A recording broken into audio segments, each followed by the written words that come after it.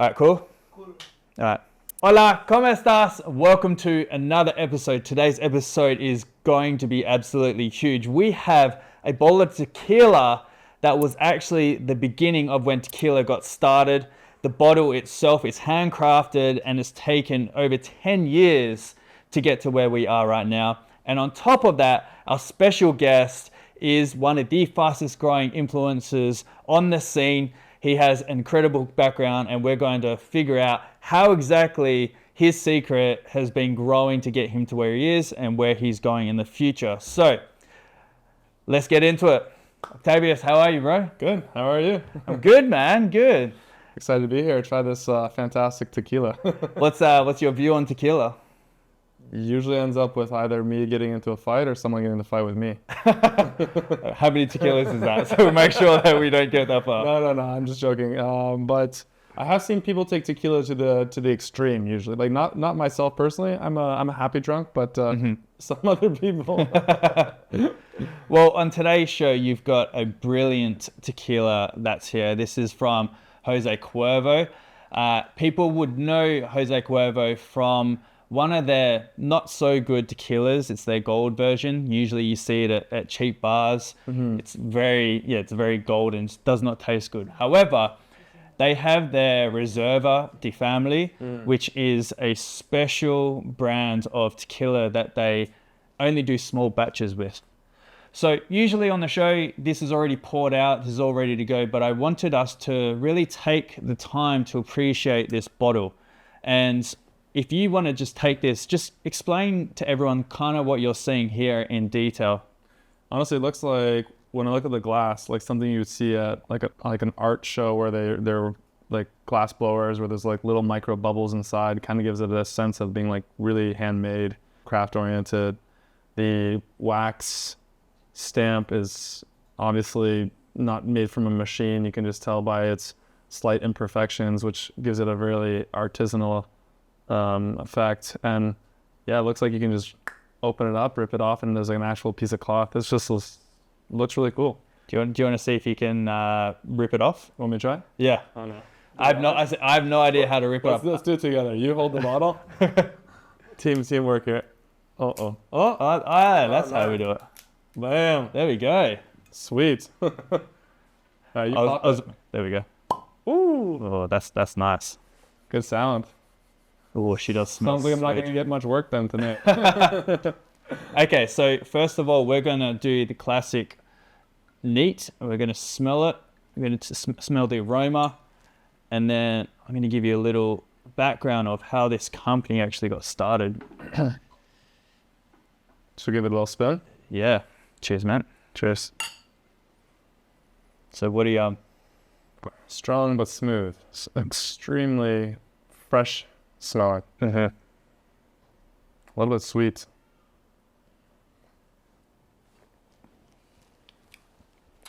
Oh, wow. I was a little concerned about, because Jose Cuervo, like, as I've said before, like some of their tequilas are quite bad, but this is very smooth. Smooth, yeah. You can really taste the difference between a high quality tequila and this. I mean, a low quality tequila and this. Yeah. So you got like smoky too, no? Yeah. So they got pepper that's infused through this. So when they have it through their distillery, they're getting a lot of that pepper. They've got actually, you can taste it in the aftertaste. It's quite sweet. So they've got like this honey that comes through it. So a lot of this, like the fermenting in that through the agave, so the plant that tequila comes from, every single company that distills a certain way and how the agave is processed. So the agave, it takes about 10 years for them before they harvest it. Oh. A lot of tequilas usually do 2-3 years, sometimes 6 years. 6 years, 7 years is considered good. So the extra 10 years, that's how long it takes for them actually to pull it out of the ground. And so by that time, when they do actually distill it, that's where you get the smoothness for. So I mentioned this a number of times on the episode. I'm going to repeat it again. When you see a clear bottle, it's usually a Blanco or a silver or something like that, which is this. And that means it's not aged. So they haven't put it into a barrel for it to kind of settle and infuse different flavors from the oak in the barrel. For something to be as smooth as this, straight out of like the distillery, it just goes to show, you know, how important that agave sort of harvesting is. Interesting. So what you're saying is the cacti agave, what's the difference between agave and a cactus? Is it the same? Two different plants. Two different plants. Yeah. Cactus is the ones that kind of go up into the air. Agave is like a little, think of like a little porcupine, but like a fruit. Yep. Interesting, yeah. And so it's actually really cool to see how they harvest that, because they'll have, I mean, which actually kind of brings us to how tequila got started. So, tequila, it was first started in 1758. So over 250 years. A little bit more? Yeah, go for it. 1758. So Jose Cuervo is the oldest tequila company in the world. Yeah, thanks, bro. Is the oldest tequila company in the world. Okay. And what happened was back in Mexico. Cheers again. Thank you.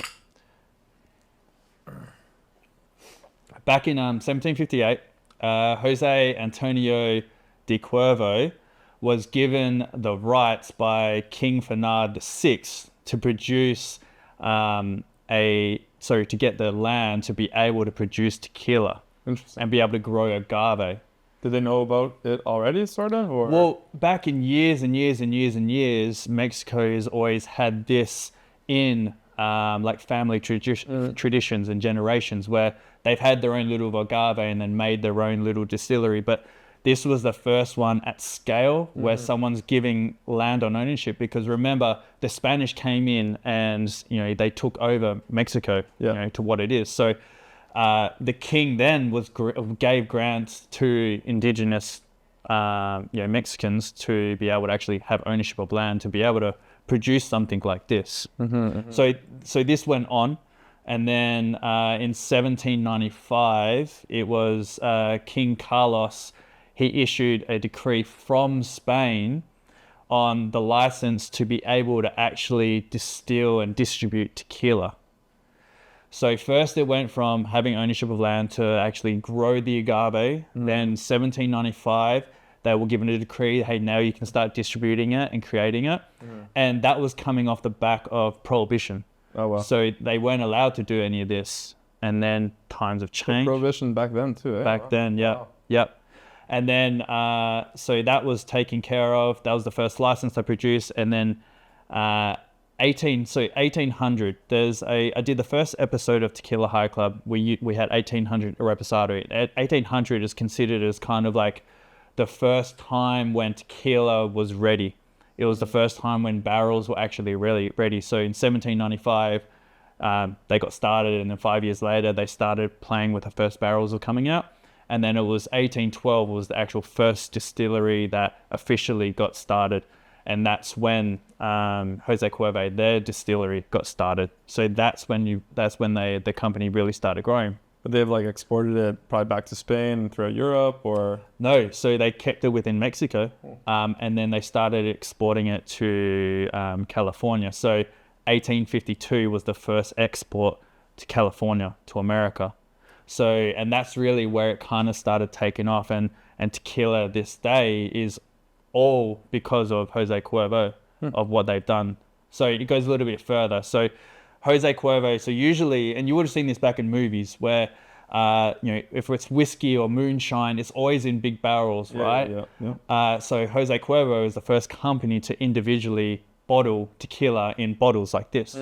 And it made it easier to transport, easier to sell. People could get smaller amounts, but bigger cases, very easy for them to sell off as well. And then in 1945 is where everything went full mainstream. So fast forward a number of years, what do you think? And you would know how with your success so far. Imagine having being in a time of place where the only thing you had was newspapers, radio. How do you think a tequila or an alcohol company could get mainstream basically overnight? Do you have any idea? Hollywood movies? Nah, far from it. Interesting. Like bootleggers? Nah, not even that. All above board, fully legal. What happened was in Mexico in 1945, there was this guy called what was the guy called? Pancho Morales, that's right. He was a bartender in Mexico, and this lady came in and she asked for this certain drink. Now, it's called Mangolia, and he didn't know how to make that drink. So in 1945, he notices, he figures out what's kind of in it and creates his own drink and gives it to the woman. The woman goes, this isn't a Mangolia, but it's really nice. He goes, oh, sorry, I thought you said margarita, because margarita in Spanish is daisy, and that's what I thought the Mongolia was for. Interesting. And so since then, she was drinking it, and then more people asked, oh, what are you drinking? And then he ended up making all these margaritas using Jose Cuervo's tequila. Wow. And then word got around, and then within a very, very short time, everyone in America and California started ordering these margaritas. And then Pancho became pretty famous for that. And then people found out about Jose Cuervo, and it helped them with distribution because they were actually struggling with distribution in 1945. Then they took on the branding rights for the margarita and started pushing it out to all these bars throughout whole of America, and then that skyrocketed Jose Cuervo's sales. Wow. And then they ended up becoming mainstream. That's why I see Jose Cuervo now in every bar, pretty much in America. Right? Exactly. They out of every 5 bottles of tequila, it's like, well, they have a fifth of the market share. That's pretty impressive. They do about $100 million a year. So it's all like happens chance. Just someone ordered something, lost translation. Yeah.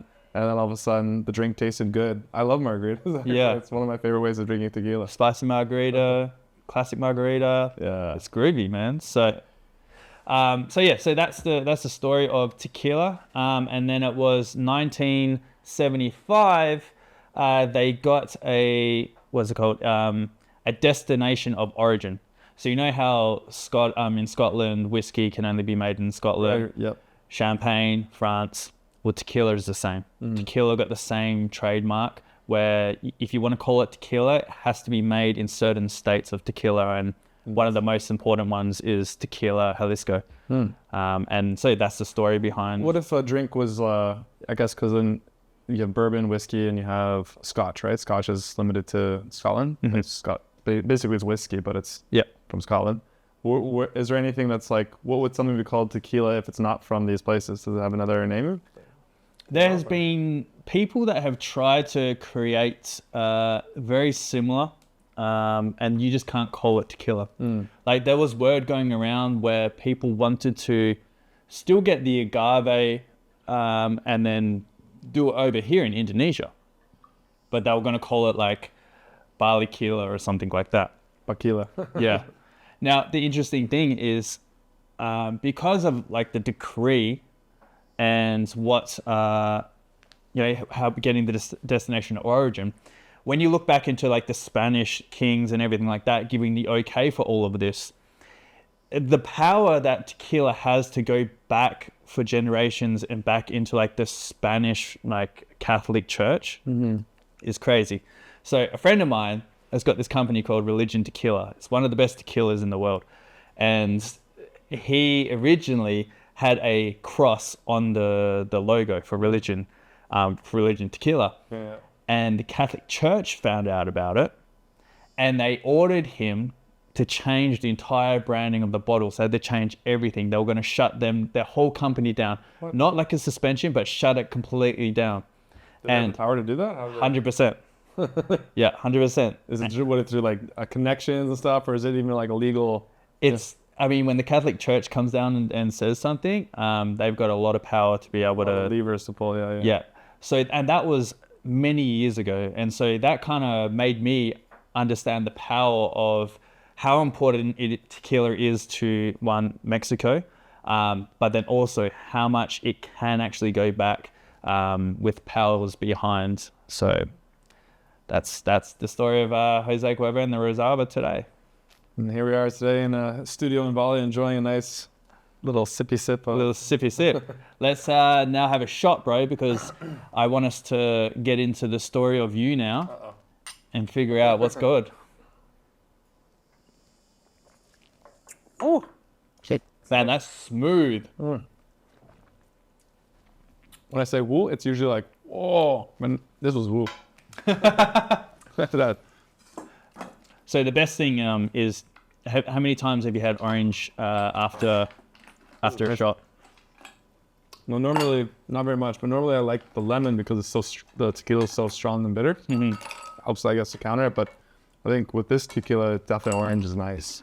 I mean, with every single, this is the thing, right? So it's every single tequila, even if it's terrible tequila, the orange is 1,000 times better than lemon all the time, every time. Really? Yep. And it's because you've got, when tequila is distilled and the sweetness with the agave, it comes through more citrusy than lemony. Because lemons are quite acidic, right? Yeah. But then when you have the orange, it kind of helps it blend a little bit more. I love podcasts, especially drinking ones. So out of 10, bro, what would you rate this tequila so far? I mean, it's probably the best tequila I've ever had, so I got to give it a 10. Okay, nice. Classic. How about yourself? How would you rate it? I would give it, I'd probably give it like a 8.7. Yeah. What one would you give a 10? Do you have any that you would give a full 10? Haven't given a 10 yet. Okay. Yeah. You're more of a connoisseur. I'm like, that's good, 10. I mean, but this is the good thing, right? That this is the whole point about this show is that if you have shitty tequila, you're never going to give it a 10, right? Yeah. So it's cool to actually hear someone who does drink tequila, but to be able to go instead of, ooh, like it's like, ooh, to get that feeling, I think I want everyone to understand that there are good tequilas out there. You can enjoy it by just sipping it neat. So true, yeah. You normally just know tequilas as like margarita or shots, basically. Yep. So to have it with just like orange juice, it's probably because it's a higher quality one, but this is really nice. Cheers, bro. Yeah, thank you. Cheers to a 10 out of 10.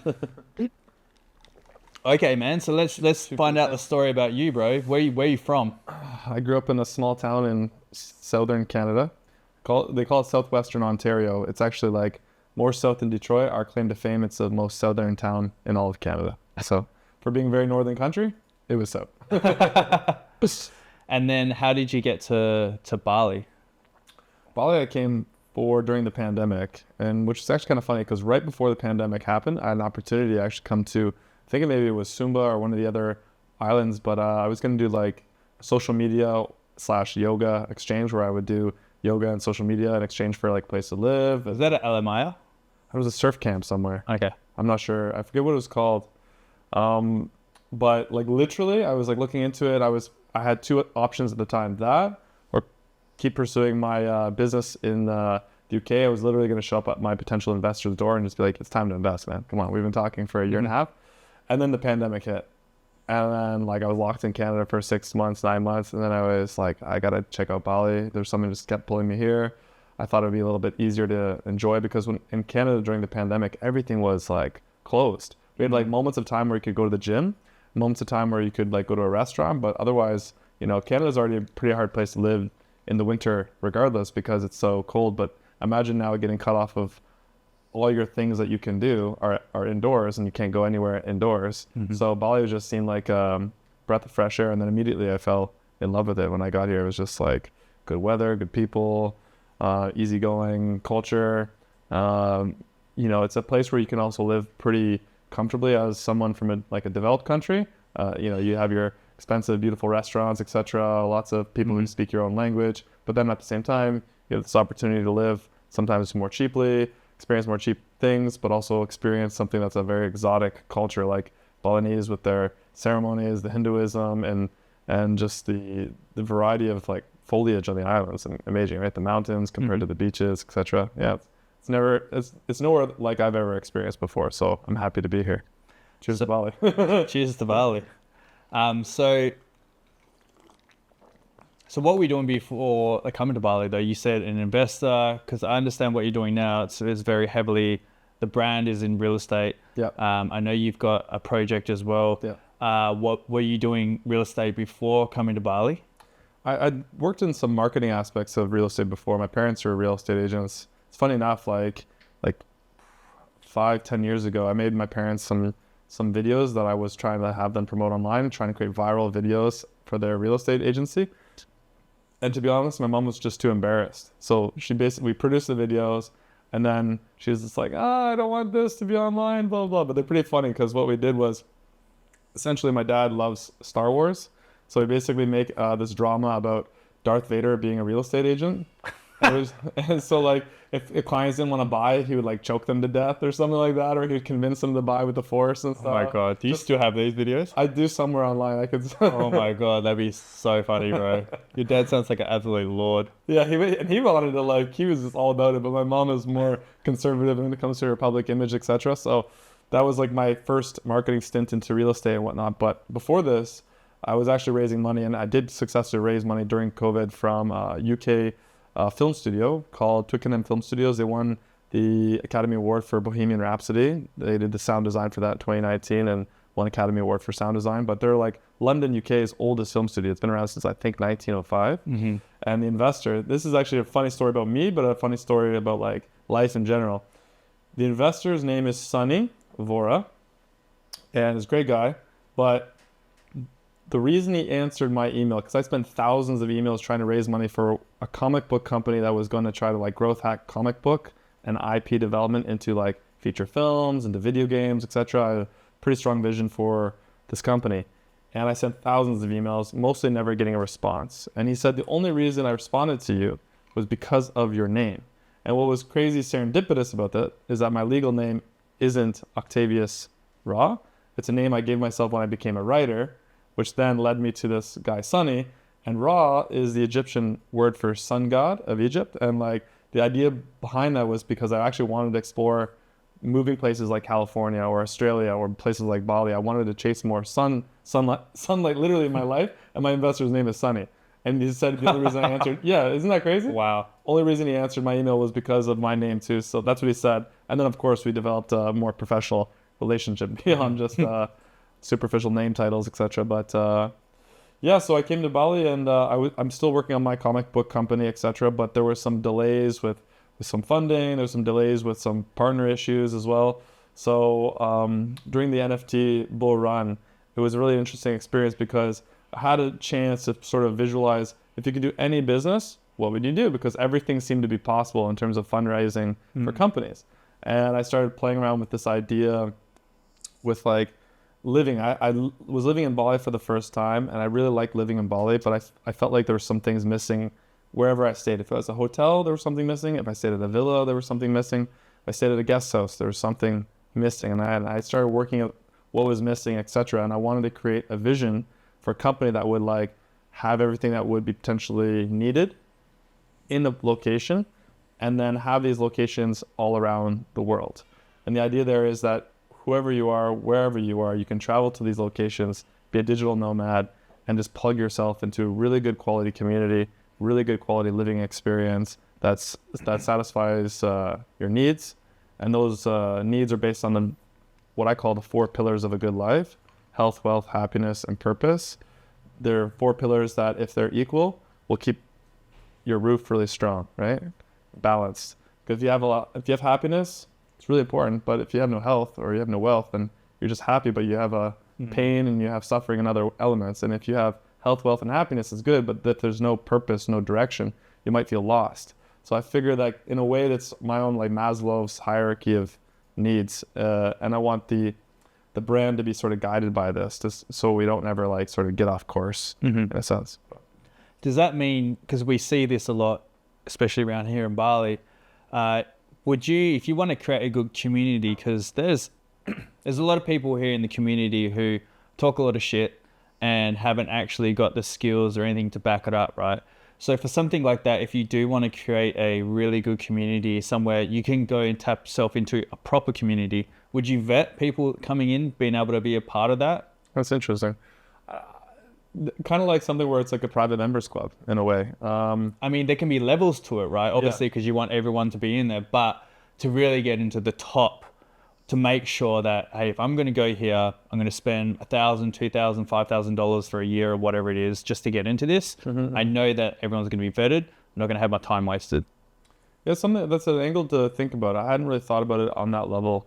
And it was one of the concerns, actually, if we did launch an NFT, was because you don't really, in some ways, you could have like NFT as like the first entrance, like you need the NFT first and then you apply.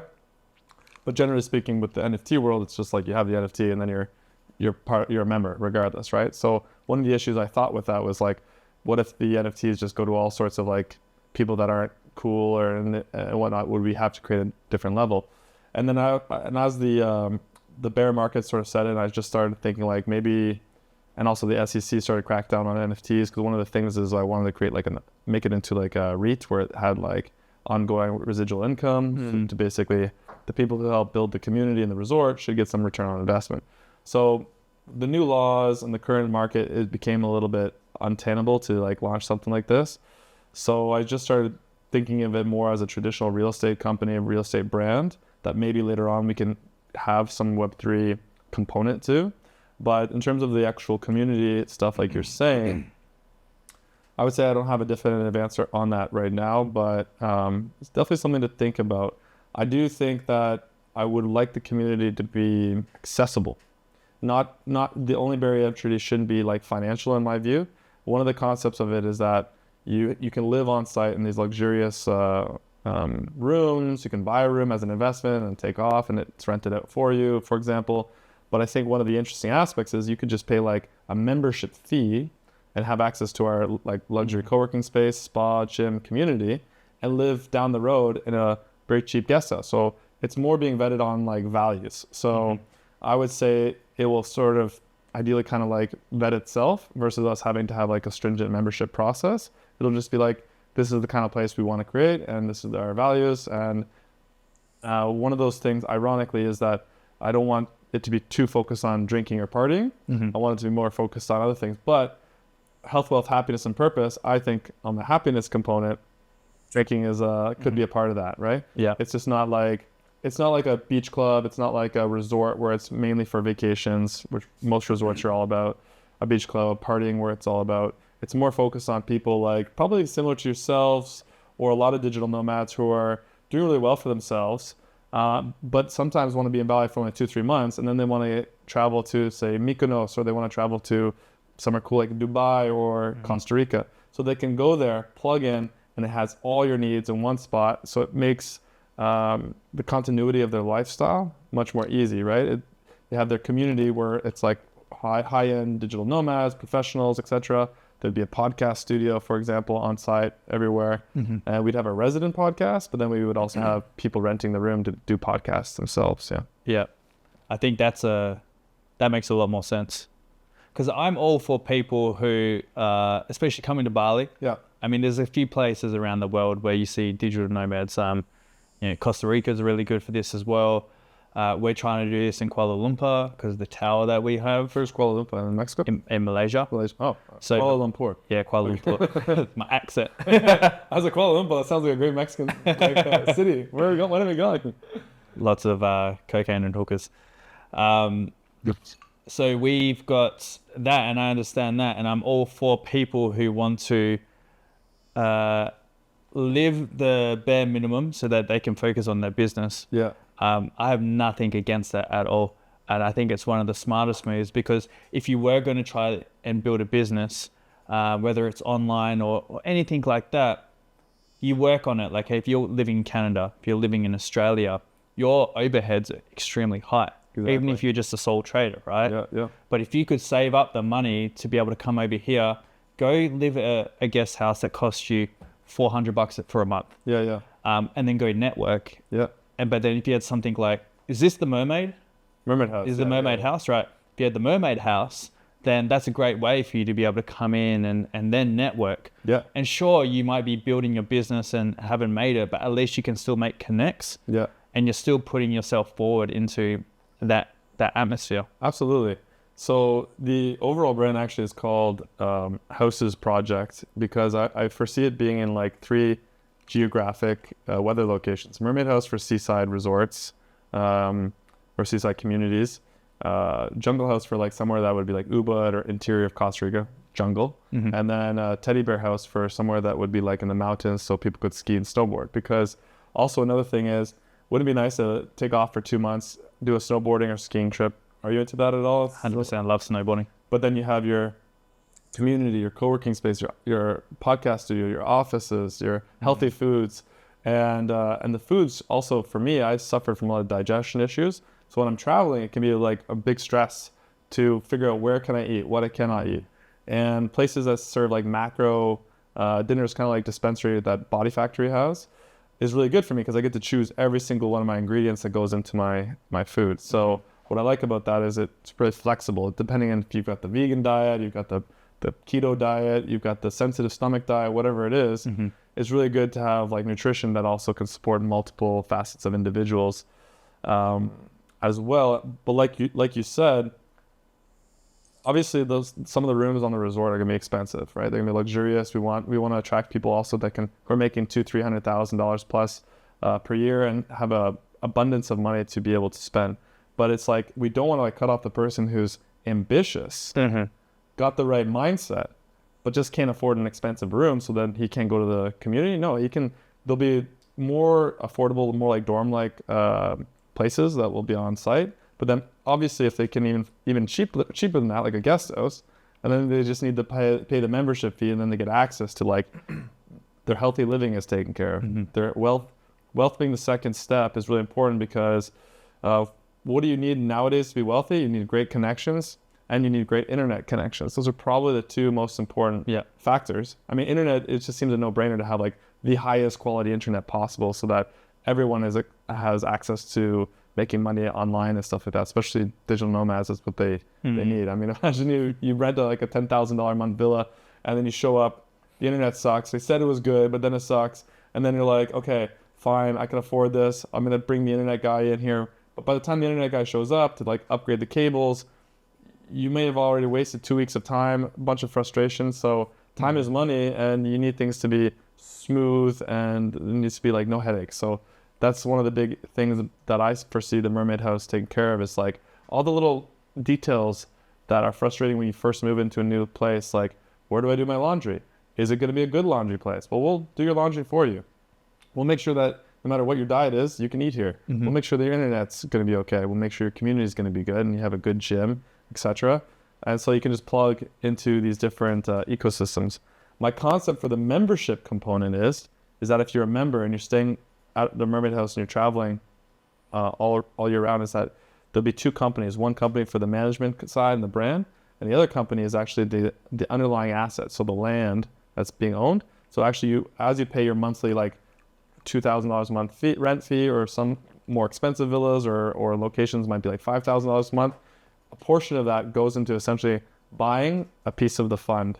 So not only do we bring in a little bit more money as a fund, but we actually create like a savings account or an investment account for the members. So even if you're renting, and that was a bit inspired by housing prices in like the West, how like housing just keeps going up and up and up. So even if you're making good money, it becomes really hard to just save up that 5 or 10% down payment for your $1-bedroom $1 million condo in Toronto, for example, where I'm from. So it's like if you're renting kind of like all the time, you should at the end of the day end up with something, right? So that's my thinking on it.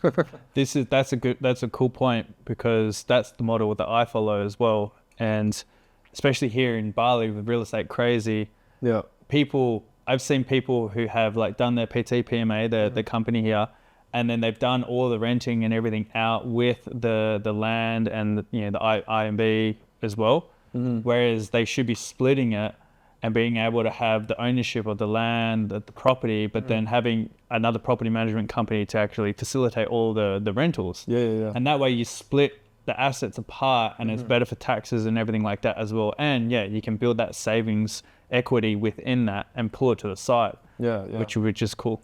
And the ideal thing there would be is like if we end up with multiple locations around the world, we could bring in some large institutional capital, because we want the high growth potentially of like a startup that's like a brand and has all sorts of different revenue verticals, but then also the security of like, hey, at the end of the day, we own this massive land portfolio, our members own a portfolio, And it's also like keeping it in the family. If our members are paying rent every month and they're owning a piece of the portfolio, are they going to want to stay at our place or some other place where they don't get anything at the end of the day? Mm-hmm. That's the idea, right? That's awesome. So when did you come up with that idea? Oh man, ideas are always very like evolutionary. The original idea for the Mermaid House actually was conceptualized as a job for me. This is kind of funny. One of my low points was in 2019. I had just gotten back from the Cannes Film Festival, and I was pitching my comic book stuff. This is my first and only meeting with this guy, Sonny, in person. And, like a lot of investors, they'll say something like, I'm interested. We're like, okay, great. I need to pay my bills. So, are you going to invest or not? But it takes time to groom and develop that relationship and to facilitate that transaction, which is a big transaction for the investor, hundreds of thousands of dollars or millions of dollars in some cases.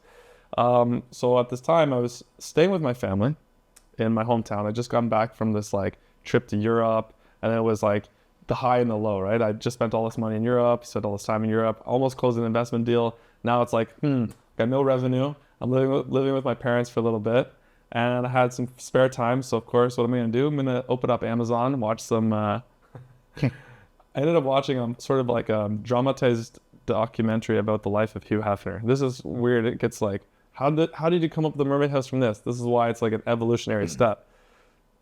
So I'm like seeing what Hugh Hefner did, and I was like, oh, what I like about his history is like he started a magazine. Yeah, it had a lot of sexy girls in it, but it was actually very politically driven, especially in the early days. They would write about women's rights. They would write about like the freedom, like it was like the sex 60s. So like the sex revolution and like birth control was kind of revolutionary back in the day. So anyways, it was interesting that it combined two of my passions, politics and beautiful women. And then I was like, okay, that's cool. Who's doing something like that now in a way? Like Dan Bilzerian is kind of doing something similar. He has a lot of sexy girls, a lot of fun. I don't think much of the politics. No, nothing really on the politics side. But he's like got all these sexy girls, and he's got a brand associated with that, Ignite. I'm like, oh, that's an interesting business model. Then I started thinking, what am I good at? Well, I'm pretty good at speaking, and maybe if this comic book thing doesn't work out, what would I do? And I was like, I wouldn't mind doing like a podcast where I'm talking about politics and stuff, a little bit like Joe Rogan, where he gets into a lot of different topics. And then like, how can I combine beautiful women and a podcast? Like, how could I combine like, and then the concept was just like, what if there was like a glass wall, and behind that glass wall is the pool, and there was some beautiful girls swimming in the pool While you're doing the podcast. I was just like eye candy to sort of, in a way, it was a marketing gimmick because it's like so many podcasts out there. How do I get my initial attention? If I have a couple girls who are models swimming in the background or whatever, they will post it, tweet about it, whatever, and that'll drive a little bit of initial traction. And my thinking there is attract all the male audiences with the pretty girls and then keep them there with intellectual conversation. And that was sort of the seed. I actually had a folder in my Google Drive actually called Babes, Boobs, and Bali at some point. And it was this idea. I didn't have a name for it or whatever. Let Ricky vet that folder. Babes, Boobs, and Bali. The folder Babes, Boobs, and Bali. Like, it was the concept of like the early stage of the Mermaid House was basically like a podcast with like people swimming in the background. I don't even think I had the mermaid title yet, kind of like figured out, but where it evolved, I kind of put that aside for a while. It was just like a folder sitting there. And then when I had this NFT revolution, you need to have an NFT like a character. I'm like, oh, cool. The people swimming could be mermaids, Mermaid House. And then I started thinking like beyond just the podcast and the entertainment side of things, what do people actually need to be the best versions of themselves? And I started thinking about the values and like, I was also thinking like, another thing about Bali is, I'm sure we can all relate who have been here, especially in Canggu, is like traffic. So what if we built this sort of resort away from the traffic? And I call these like anchor cities, right? So you have like the resort acts as an anchor, an underdeveloped area of Bali, so you can buy cheaper land. And you have the resort set up there, but on that resort, if nothing else is around, you kind of need it to have everything. It has to be the anchor. It has to have your like little health clinic, has to have your food, little grocery store that you could buy some stuff at, shopping, hairdresser, all these different things. So once you start doing that, it gets bigger and bigger and bigger and bigger. So what started as a small concept started to evolve into like this bigger concept. And then I just started doing research about, you know, trends in the world, more people becoming remote workers, whatnot, other companies that were starting up with land and rentals, etc. So yeah, it's just, you know, I borrowed a lot of ideas from a lot of people and tried to mash it up into my own sort of idea. Nice, man. I really like that. It's a very cool story, and the idea on how you've been able to articulate it into from like that kind of passion into that. It's the funny thing in between, I want to go on to sort of next on how you've been growing. But going back to the Hugh Hefner and Dan Bilzerian, I've got a number of friends who've been in the Playboy House when Hugh Hefner was around. Yeah. And then I have a number of friends who've been in the Ignite House with Dan Bilzerian, and is black and white. Everyone thinks that Hugh Hefner is this guy that when any girls are there, that, you know, you have to go fuck Hugh Hefner. Yeah. It's not. It's he's very polite. He's a gentleman.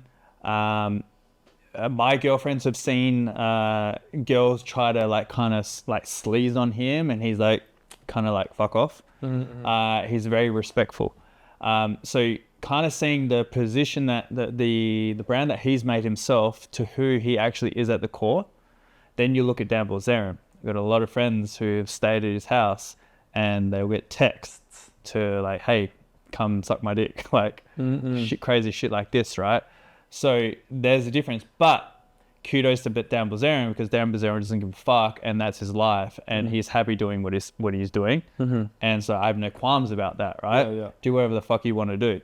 And then Hugh Hefner though is got this crazy Playboy brand, but he's the most respectful guy as well. But people have this perception that he is like a sleaze or something like that, or you have to fuck him. So I just want to point those two things out on how interesting. Yeah. No, that is interesting. To dive a little bit deeper into that, it's like, it's really hard to know, and like especially in the era of cancel culture. I mean, people try to cancel you for everything, and even just saying like, oh, Dan Bilzerian has some good qualities and I'm sure some bad qualities, like we all do. You can be canceled for promoting some of his good qualities, or saying Hugh Hefner had some good qualities. You could be like, some people could try to literally cancel you based on saying he had some good qualities. But when I did watch this Amazon Prime series, I forget what it's called, but it just kind of like gave me a perspective of his life and how like he was an entrepreneur. He liked beautiful women, as most straight men do, you know, surprise, surprise. And yeah, I got the sense that he seemed to be quite a gentleman. Did he ever make someone feel uncomfortable in their life? Probably, but most of us do at some point make some people feel uncomfortable. And I'm sure he made more people feel very welcome and comfortable. It's just that people don't rage about how comfortable they felt, right? Yeah, exactly. And like you said with Dan Bilzerian, I think it's interesting because he used to be called like the king of Instagram, right? And like I remember when he first blew up, I was like, what the heck? This guy's when's the first memory of him blowing up to you? I used to be a waiter in like a fine dining restaurant in Toronto, and I think it was just like Instagram was just really starting to take off then, and just some people were just showing me like, look at this guy's lifestyle, or look, this guy's crazy, all surrounded by beautiful girls and stuff like that.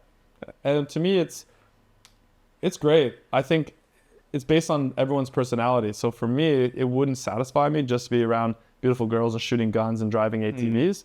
There's a side of me that's, and I don't know enough about Dan Bilzerian to say this is true or not, but there's a side of me that's highly political, highly interested in like intellectual conversations, etc. So I would just get bored of it, right? And that's why if I were to do a podcast one day, it would have to be very like intellectually like driven, and the girls are just going to be eye candy to like bring the leads, and just to make it like more interesting, like the Mermaid House podcast, and you see swimming girls in the background, could be fun. Did you do it with the green screen?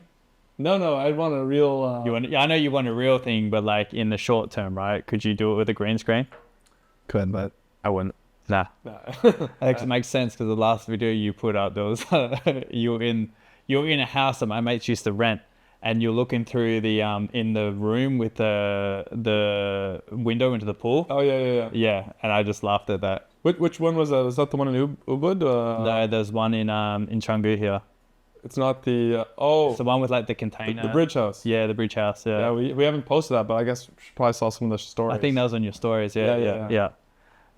Yeah, that's a really cool house. It had a really nice sense of like zen when you go there with that centerpiece, that tree. Yeah. And the fact that they separated it with like this bridge, this unique It's architecture. really cool. Yeah.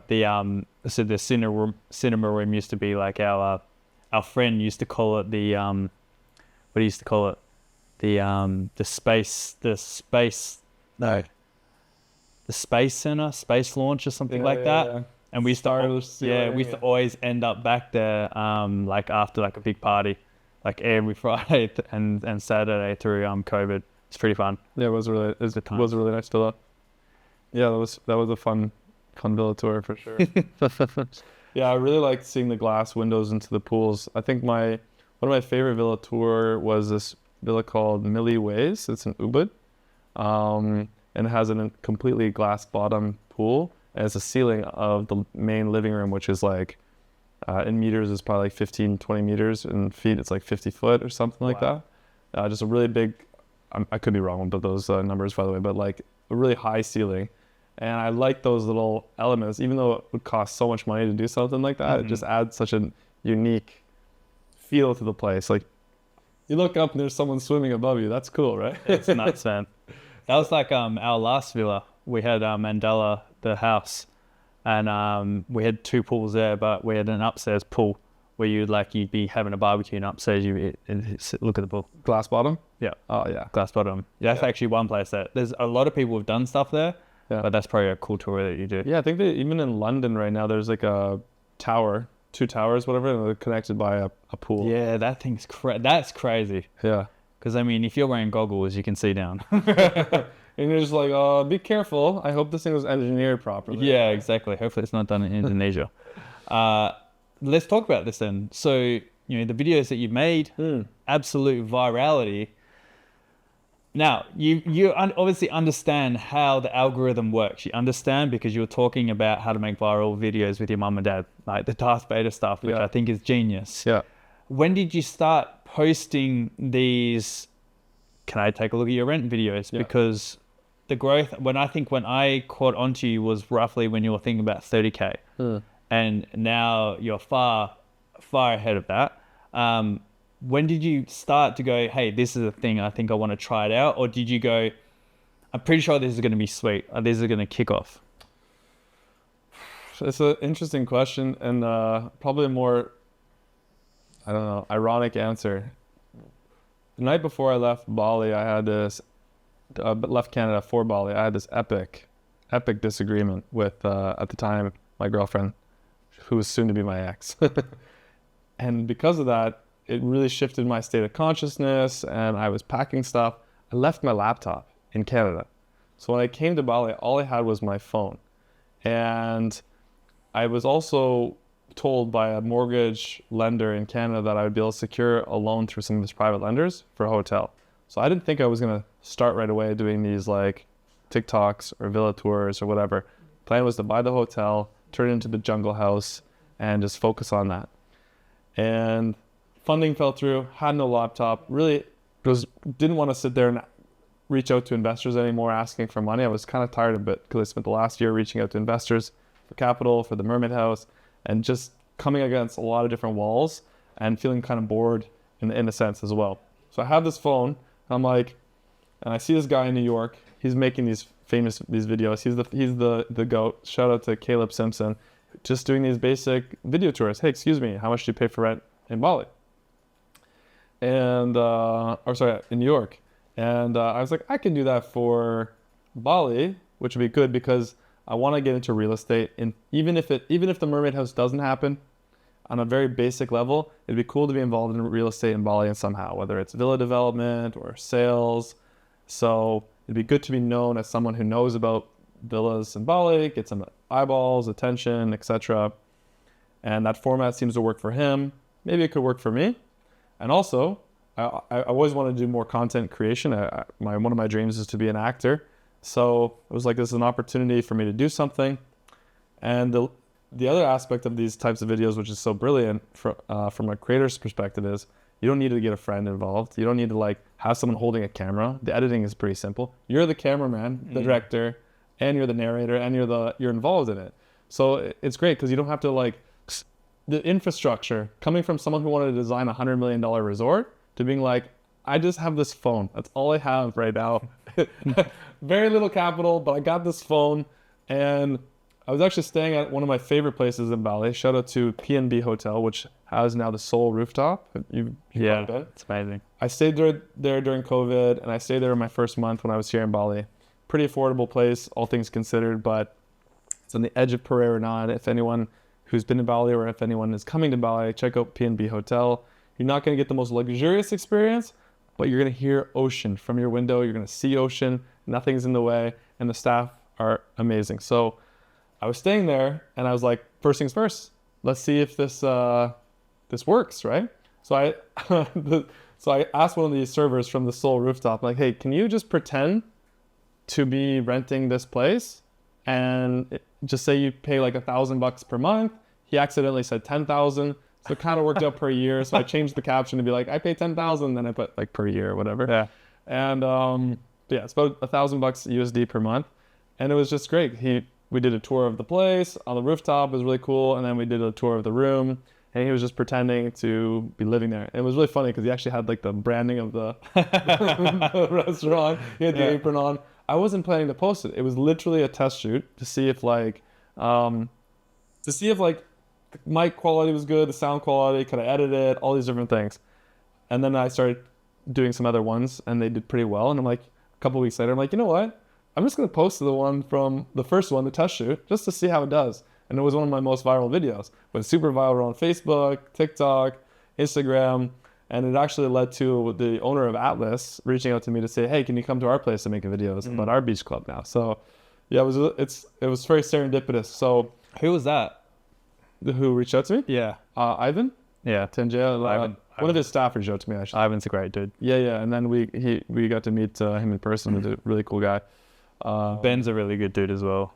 Ben's the general manager? Yeah. Yeah. Ben seems really cool. He used to do Savaya too, didn't he? Is that... No, he's always been the Ben's got an interesting story. So he was the head chef at for Atlas. Okay. And then a director was leaving, and then one of the big honchos said, hey, I love Ben, how you do all your operations. I want you to do that, but for the whole place. Yeah. Wow. So Maybe I'm thinking of someone else then, but sounds good. yeah. Yeah, so I guess the moral of that story, from my perspective, is like, and this is actually funny because this theme comes up a lot in heroes arcs. This theme comes up a lot in like stories like Lord of the Rings and Star Wars and stuff, and something that I've written to some of my fantasy, because I write fantasy comic books too. I guess that's my other business or side hustle, is like sometimes in the darkest of places, like I was in a pretty dark place.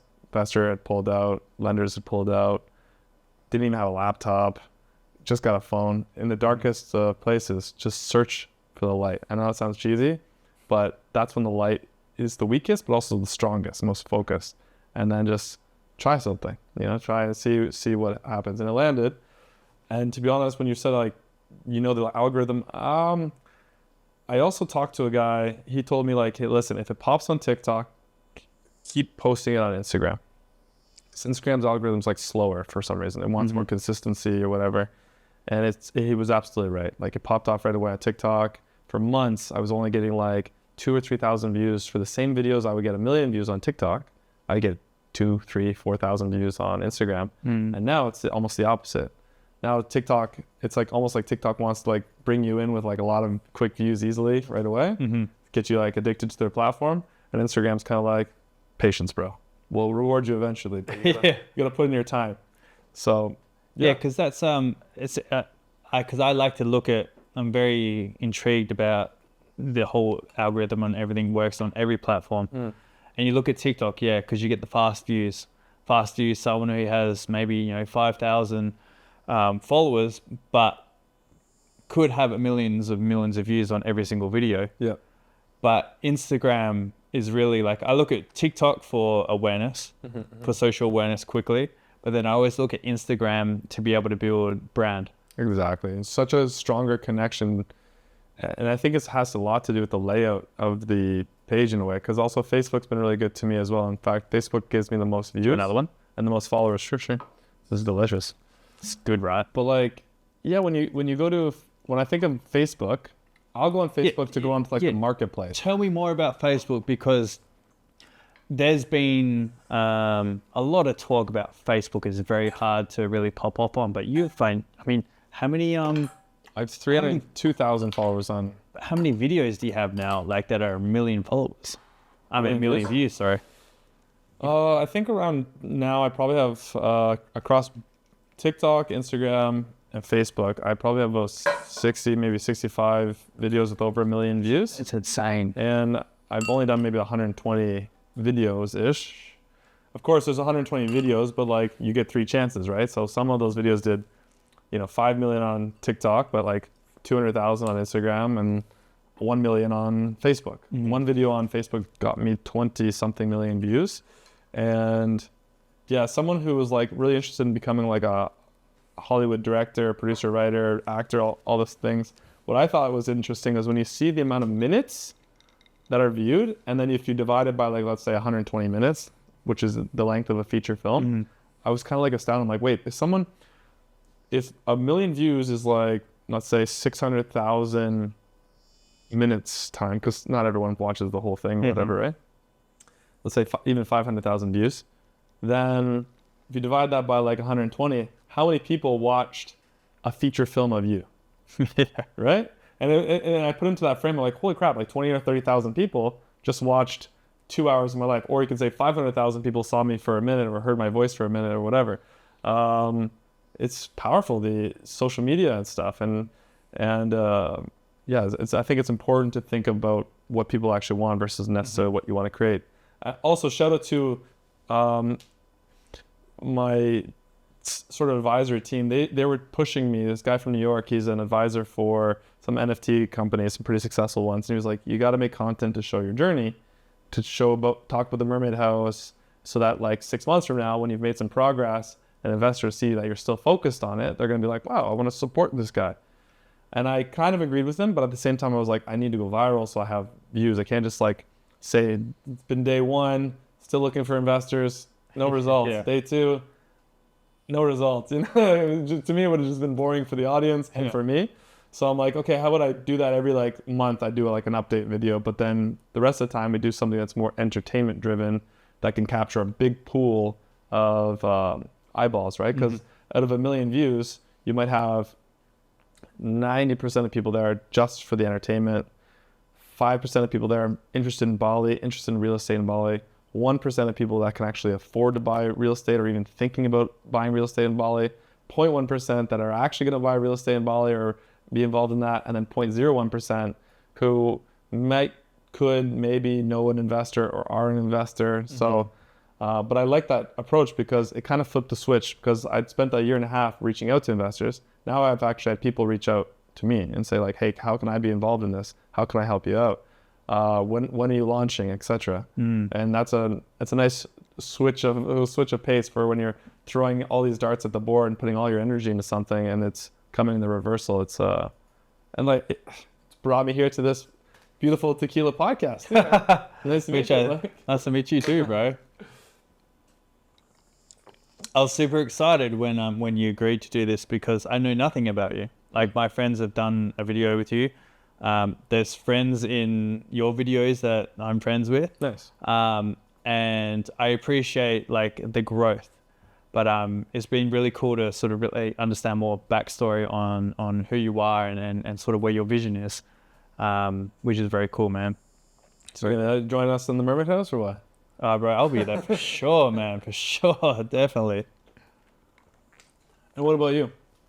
Because I think we had some similar interests. I think I actually heard about you before you maybe heard about me, because I've been talking to Berwin of ECTA, right? Yeah. So during my trying to figure out how I'm going to launch the Mermaid House, when I was more focused on the crypto side of things, it made sense that everyone was like, oh, I got to reach out to Berwin from ECTA, like, because he's well known in Bali, I guess, for that. And are you still involved in that project? Are you wanting to talk about that, or? Well, it's another thing about funding, right? So the company's been running, and we've been trying to find funding for the next section for the company, right? Mm-hmm. And I mean, I've been here for 6 years, started a real estate development company in 2017, and then now I'm going out on my own. And so my focus really now is to help my family, and my mum and dad are the biggest supporters of me. Mm-hmm. And so I'm building my own development, going out exiting my real estate development company and then going out on my own. Oh wow! To build something for family and friends. No way. Because I have a lot of friends who want to invest into Bali, but they just have no clue. And for my position of understanding the market here very well and having my network where it is, I want to present something to my family and friends for no cost above of what it costs, but because you're easily making 25% returns here, Mm-hmm. minimum, if you do it at no cost, right? Yeah, of course, yeah. So I'm really focused on doing that definitely for my family, but then also my friends. You mean you would like develop places for them, but you wouldn't charge them, you wouldn't mark it up? No. Can I get one of those places? You can, bro. Any type of style or architectural vision, or is it? Yeah, it's very like Mediterranean feel, because in Bali right now, that's the place to be. The style is doing the best. Probably, Yeah, right? and when it comes to a construction side, to be able to create something like that, you don't have to worry about as much, obviously, quality control in the building construction, but the finishing touches, you can get away with a few things, which actually speeds up the process. Yeah, it's simple. It's concrete, then you spray paint the walls white, versus like, if you were to do something more like, say, Northern European or like Versailles, like where it's like detailed walls and stuff like that, wallpaper, that it makes sense because probably the weather is more similar. Yeah. To, I mean, it's a little more moist than Mediterranean, but still like it's, you don't want to do something that's too complicated here. That's going to get like, exactly, cost a lot of money, but also like, it's also, from what I've heard, is it's hard to find the contractors who are talented enough to do sort of like a European standards and stuff. I have a Russian friend who's a developer here, and he's bringing over his Russian crew management and taking the time to actually teach his crew, like his local crew. I think a lot of them are from Java, but he's like giving them tutorials about finishing on like a European standard and stuff like that. So it takes a long time. Pretty interested to actually work with him too, because I'm more interested in the higher quality projects as well. Did you know that only 6 or 7 years ago, let's call it 7, that local builders here only knew about waterproofing? They only found out about waterproofing. Yes. Yes. It's probably important to know. Yeah. Yeah. Yeah. It's so funny. So this is really silly, but one of the other inspirations of the Mermaid House was like, I kept renting all these different places, whether they're luxury villa or cheaper places. And I was like, how is it that no matter where I'm living, high expensive, low expensive, mosquitoes and bugs still get into my room? And I'm kind of not a big fan of mosquitoes, especially while I'm sleeping, because they buzz around your ears. I don't think anybody's a fan of mosquitoes. And I'm like, who wants mosquitoes? And then or like a villa that's like the window, the doors are like a quarter of an inch.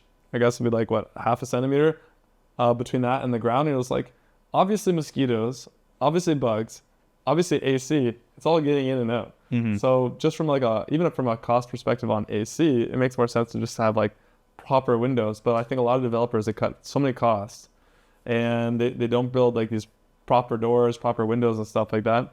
So one of my inspirations for the Mermaid House was just like bringing in that higher standard. And now that I've been doing villa tours, which is schools, you actually do see that some places do have the higher quality doors, for example, and some places do have that, but you still definitely see expensive villas that have like cut costs and like just must be driving their guests insane, because they're like, I just spent so much money to rent this place, and yet there's mosquitoes buzzing around my ears every night, Let's talk about that. What's some of the top 3 best villas that you've toured so far? Yeah, I don't even know the name of this villa, but I just visited one the other day. Wow. It was 11 rooms, 2 villas, 1 property. You could rent both for daily $6,800 USD for both, for daily. Just spectacular. Like the quality of the villa, spaciousness. It had its own gym. It had like it's designed to be like obviously a place for super rich people, or it's like a wedding venue or something like that. Oh, you said 11 villas, 11 rooms. 11 rooms. Is this in Paranon? Kinda. Just after Paranon. Is it like big white building? No. No. It actually has a very like it has a very Indonesian style. Like you can see the artwork's Indonesian and stuff. The irony there is it's only 2 years old, but you can just tell by the marble finishing is like so well done. It has like a private theater. And normally I'm not so into personally I like more like modern architecture and stuff. But when something is done on that quality level and the art is done very like how do I say this? Tastefully, where they're incorporating some modern finishings, but they're incorporating some of the local styles. It works. It worked really well in that villa. But yeah, that would probably be one of the best ones. The other one was completely modern. This was Villa Miliwe in Ubud. It was spectacular. It had like the glass ceiling pool.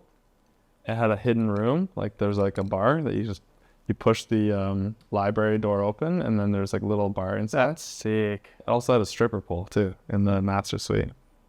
Yeah, and That's being built by Russians. I think that was actually a Canadian and a local Indonesian woman. The irony there was they were like, funny enough, they were kind of upset with me because, so the architect and the builder of the building got me in there to do a tour. And sometimes, sorry social media, sometimes some of the videos are a bit staged. We have access to a really cool villa and we bring in a cool model to do like the villa tour. And it's more engaging if she says she's the one living there, right? If I say like, oh, blah, blah, blah, she's, just pretending to live there, it's not going to have the same flow. Mm-hmm. So the architect has said, oh, it's like $700 or $1,000 per day. So we make these videos pretty quickly. So I said, okay, why don't we say it's $20,000 per month? Shouldn't have been a big deal, right? $700 per day times 30 days per month, $20,000 per month. The owner of the villa was messaging me and messaging the DM, trolling me and trolling the model, saying like she doesn't actually live there, and like it's actually we don't rent it by the month. And in my view, she should have just been like, when people reach out to her to rent the place, she should have said, just clarified at that point, oh sorry, this was just a social media video. The actual rent is $700 per day right now, but we don't rent it by the month. I mean, I'm sure that they rent it by 21 days or whatever.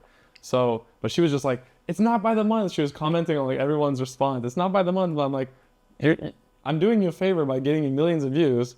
Why don't you just like let that flow of traffic and then deal with, the clarification when it actually matters. So I was a little bit like upset about that. But one thing you have to learn about as you're getting viral videos, let's say you get 1 million views, you'll get like, so you've entertained 1 million people. Of those 1 million entertained, you might get 40,000 of likes. So 4% have actually liked your video. Wow.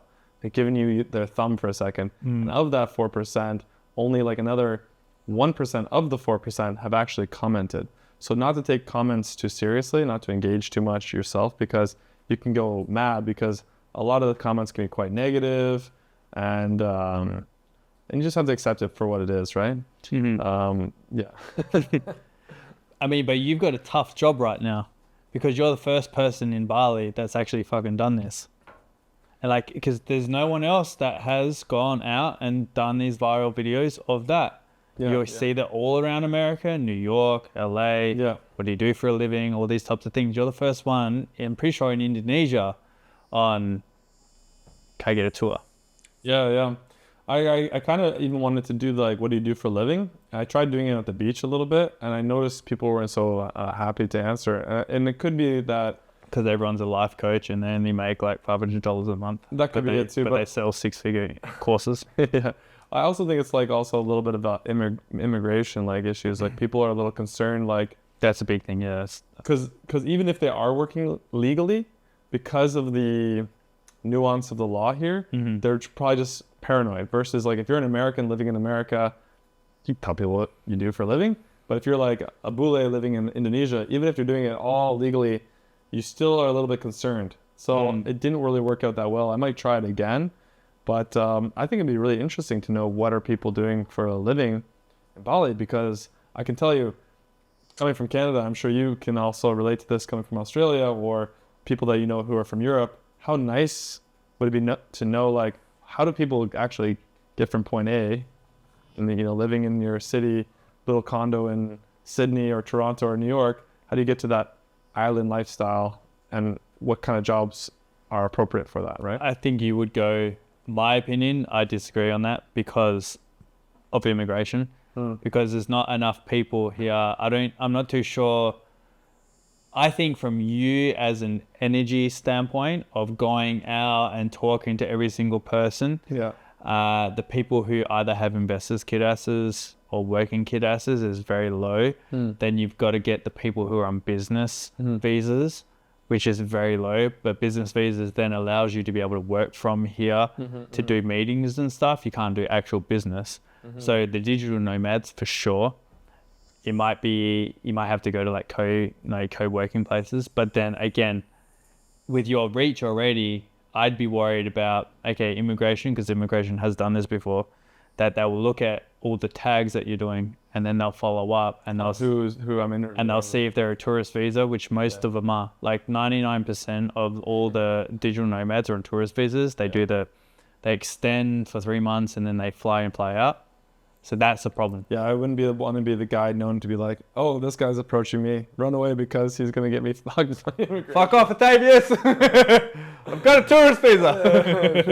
What do you do for a living? Come back! Come back here! Come back here! Dude, that would actually be a funny viral video. Yeah. Funny enough, so I'm doing these villa tours.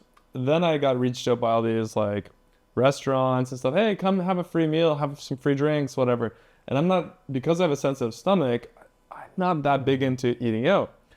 But I'm like, and if it's going to be worth it for me to eat out, it has to be a viral video. So I started experimenting with like going on these like secret dates. I also noticed that my videos with pretty girls were doing better too. So if you're watching my videos and you're wondering why I'm always doing videos with hot girls, you did it, people. You did it, not me. I've been seeing a lot of these videos, yeah. Yeah. To be honest, I'm trying to throw in more guys, but then I'll notice like, I'll do a video with a guy and it'll get like total views across Facebook, TikTok, Instagram, 100,000. Yeah. Do with a girl, 5 million. That's like, I'm only human. I know, I always tell you this, man. Ricky's like, you need more chicks. And I'm like, but at the same time, the weakness there is, then your long-term audience, and you kind of get sucked into this rabbit hole of being like, because my audience is into this, you get more of that audience, and so you start feeding that audience what it wants, and now the algorithm actually prefers that. For example, if I originally had done things that were just like mixed guy, girl, guy, girl, guy, girl, guy, girl, probably it'd be like a better algorithm reach. And now I feel like a little bit trapped in a way where I'm like, I feel like I have to do more stuff with girls if I want to keep getting those views, because if I still show stuff with a guy, my followers are most of these guys who, like, maybe 80% of them want to see the hot girls. And so when they don't see a hot girl, they don't watch it. And then that video gets almost negatively impacted by my audience versus like positively impacted by it. So it can be like a double-edged sword in a way, right? so how do you view that as in like, okay, end result is you want to sell a product or do a collaboration with hospitality or whatever it is, villas. If you're always going down that track, which are attracting more guys, which is cool. Yeah. But then obviously understanding the guy's personality on they're looking at for the hot chicks. What's your understanding and view on being able to convert that into a sale of a villa sale, investing into Mermaid, anything else? What's your product goal? How do you feel that? Do you think you need to balance it all out? Or are you kind of happy still going down that trajectory? Yeah, it's a good question. I think a lot of it's going to be trial and error, right? So ultimately, I still think if, for example, let's say I got an average view doing it with a guy of like 100,000 views, and like a higher percentage of those viewers genuinely interested in the real estate, let's say 20%. So that would give me 20,000 people that were interested in the real estate component.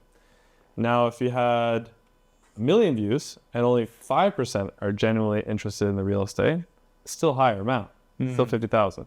So one of the concepts that I've been toying around with recently was that I was thinking to myself, okay, I'm doing this fun short form content and it's going viral, etc. And yeah, people like pretty girls and people like cool real estate and stuff like that. And I think that's another component too. It's like, it doesn't always have to be pretty cool girls. It can be a pretty girl in a crappy villa, or it can be like a really crazy cool villa, but it has to be like, and then it can be a guy or a girl. It doesn't really matter. Like, for example, I did one recently where there's this Indonesian daughter of his father reached out to me. This guy lives in something called the House of Temple. That's what he calls his house. I was like, you know, I want to do actually some more local stuff, but I also don't want to like showcase things that would maybe be embarrassing or something like that, right? But this guy reached out to me through his daughter, because she's the English speaker, social media savvy one in the family, and she's like, you got to see my house. My father's really proud. And I was like, at first I was like, okay, I get a lot of these like people reaching out, you know, cool videos, blah, blah, blah. You should come to my place, whatever. And I only have so much time and energy. So I was like, okay, send me some pictures of your place. Just, you know, see if it's going to be interesting for me. I got a couple pictures, very bad pictures, by the way, but still I could tell this place is interesting and unique. And then I showed up, I was even more floored. The guy's got like 30-foot, or I guess 10-meter statues on his house, a full construction team just like making statues of Hindu gods and stuff. So cool. The guy was really entertaining, super fun, really like inviting and stuff. And that video was one of my best ones on Instagram. Yeah, it's got like almost 3 million views now. I like that video. And the guy's cool. And then he brings me to this bathtub, and I'm like, I guess this is my pool test, but that's like where he does his ceremonies. You sit in the water. And and then I was like, hey, can I have something to drink? And then I was really expecting water, right? Spiritual guy. He comes out with like a Kura beer. I'm like, oh, I guess. I'm like, it's like 11 a.m. I'm like, I guess we're drinking today. could have been Iraq, and that could have been a different story. Yeah. So on that note, I would like to just keep experimenting. I also want to expand beyond Bali. Like, I would like to take these tours wherever I go. Out of curiosity, I reached out to a place in LA. I just saw a cool page through a post. I reached out to the page. Hey, if I was ever in LA, would you allow me to do a home tour? He said, yeah. And then I was like, okay, just out of curiosity, what's the price of your homes that you develop? The guy says, I only develop about 2 properties per year, but the minimum price tag on these properties is 25 million USD. And I was like, wow, that's cool.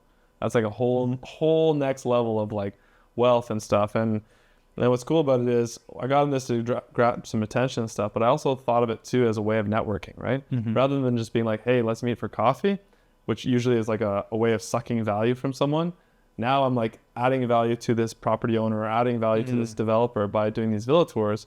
But then it's also a soft way to like meet them, understand their business, make another connection. So it's all around like, I have to say, I wish I would have done this earlier, but content creation is really king in this day and age. You either want to own the platform or you want to be on the platform, but you got to be involved in the platform in some ways, it seems, right?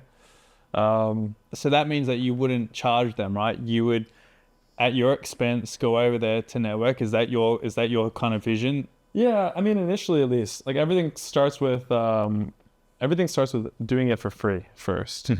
As I do 20 or 30, 25 million villa tours, and they're getting like $1 million villa tours, and they're getting like millions of views, then there's inbound traffic of people saying, hey, come do my place. And then at that point, you've got some negotiation leverage saying, I love to come.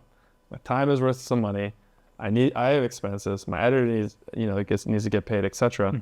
Would you be willing to pay me a little bit, or at least cover my costs? So then it's maybe you get your costs covered. And then eventually, I think it's like your platform's so big that you either say, I want a percentage if this place sells, or $5,000 to come to New York to tour your place. But yeah, it's all in stages. And I think people need to like take that. Anytime you do entrepreneurial ventures, if you want to be the guy or girl or whatever you want to call yourselves, making the big money, then ultimately it always starts for free. Like Elon Musk made so much money on PayPal because he worked so hard for free initially, right? Celebrities, actors had to do all these like free, crappy jobs in order to get those jobs eventually. It's the people who are like, I want to get paid now. they have a hard time ever moving up because they never invest in themselves in a way, right? Mm-hmm. I look at Daniel Mack, right? Yeah. So Daniel Mack, started off the whole, what do you do for a living? Yeah. And That's then great. he transitioned into having his own podcast now. And because he got picked up, he's got an agent now. So now he has like all the big shots come on his podcast. He had Cheech and Chong a couple of weeks Did you ago. spoke with him? Yeah, and they gave him edibles and he was fucking losing his mind, right? So like when you're looking at building your brand, because yeah, sure, doing all the shorts, the reels, everything like that is still going to get you heaps of views. But to extend and build your brand, have you thought about, I know you talked about before about the podcast. Yeah. Have you thought about, doing more kind of vlogging stuff or doing actual long form walkthroughs Yeah. and doing that type of thing to build onto your brand?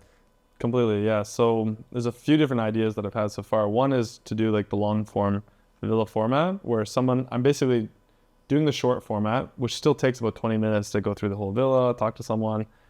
Sometimes longer depending on the person and the size of the villa. And then you have a cameraman with a horizontal camera for that component. I think it's a little unnatural feeling because you basically see someone holding the camera. Mm-hmm. So it might end up being something more like, I don't know if you've seen Ines Willemazar. I think he does like the big mansion all around the world, primarily in LA, probably like Miami, New York and stuff. But he's doing these big tours and they go viral, get millions of views, and they are more of a professional style than say what I'm doing, which is more entertainment driven, I would say. Mm-hmm. So yeah, that would be one component I'm kind of interested in exploring. It's just seeing how it works, see what I still like it. Another one that I've been putting a lot of thought into, and it's a little secret for the audience out there, but I thought, how cool would this be? Setting up a Bali-based real estate agency, right? People like the girls. Girls go viral.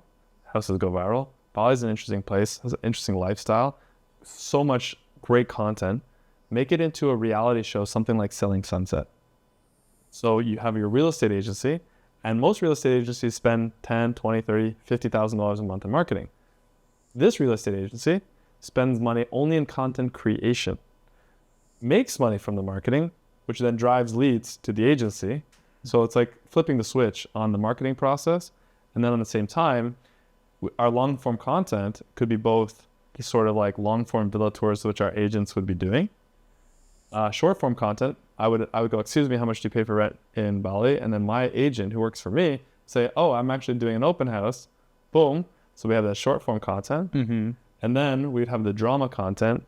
Svetlana, she stole my client, blah, blah, blah, slap, cake in her face, me coming in there where it's somewhat like scripted. I wouldn't even say scripted. It's just more like improvised, being like, oh, I got an idea to make things really dramatic in this office right now.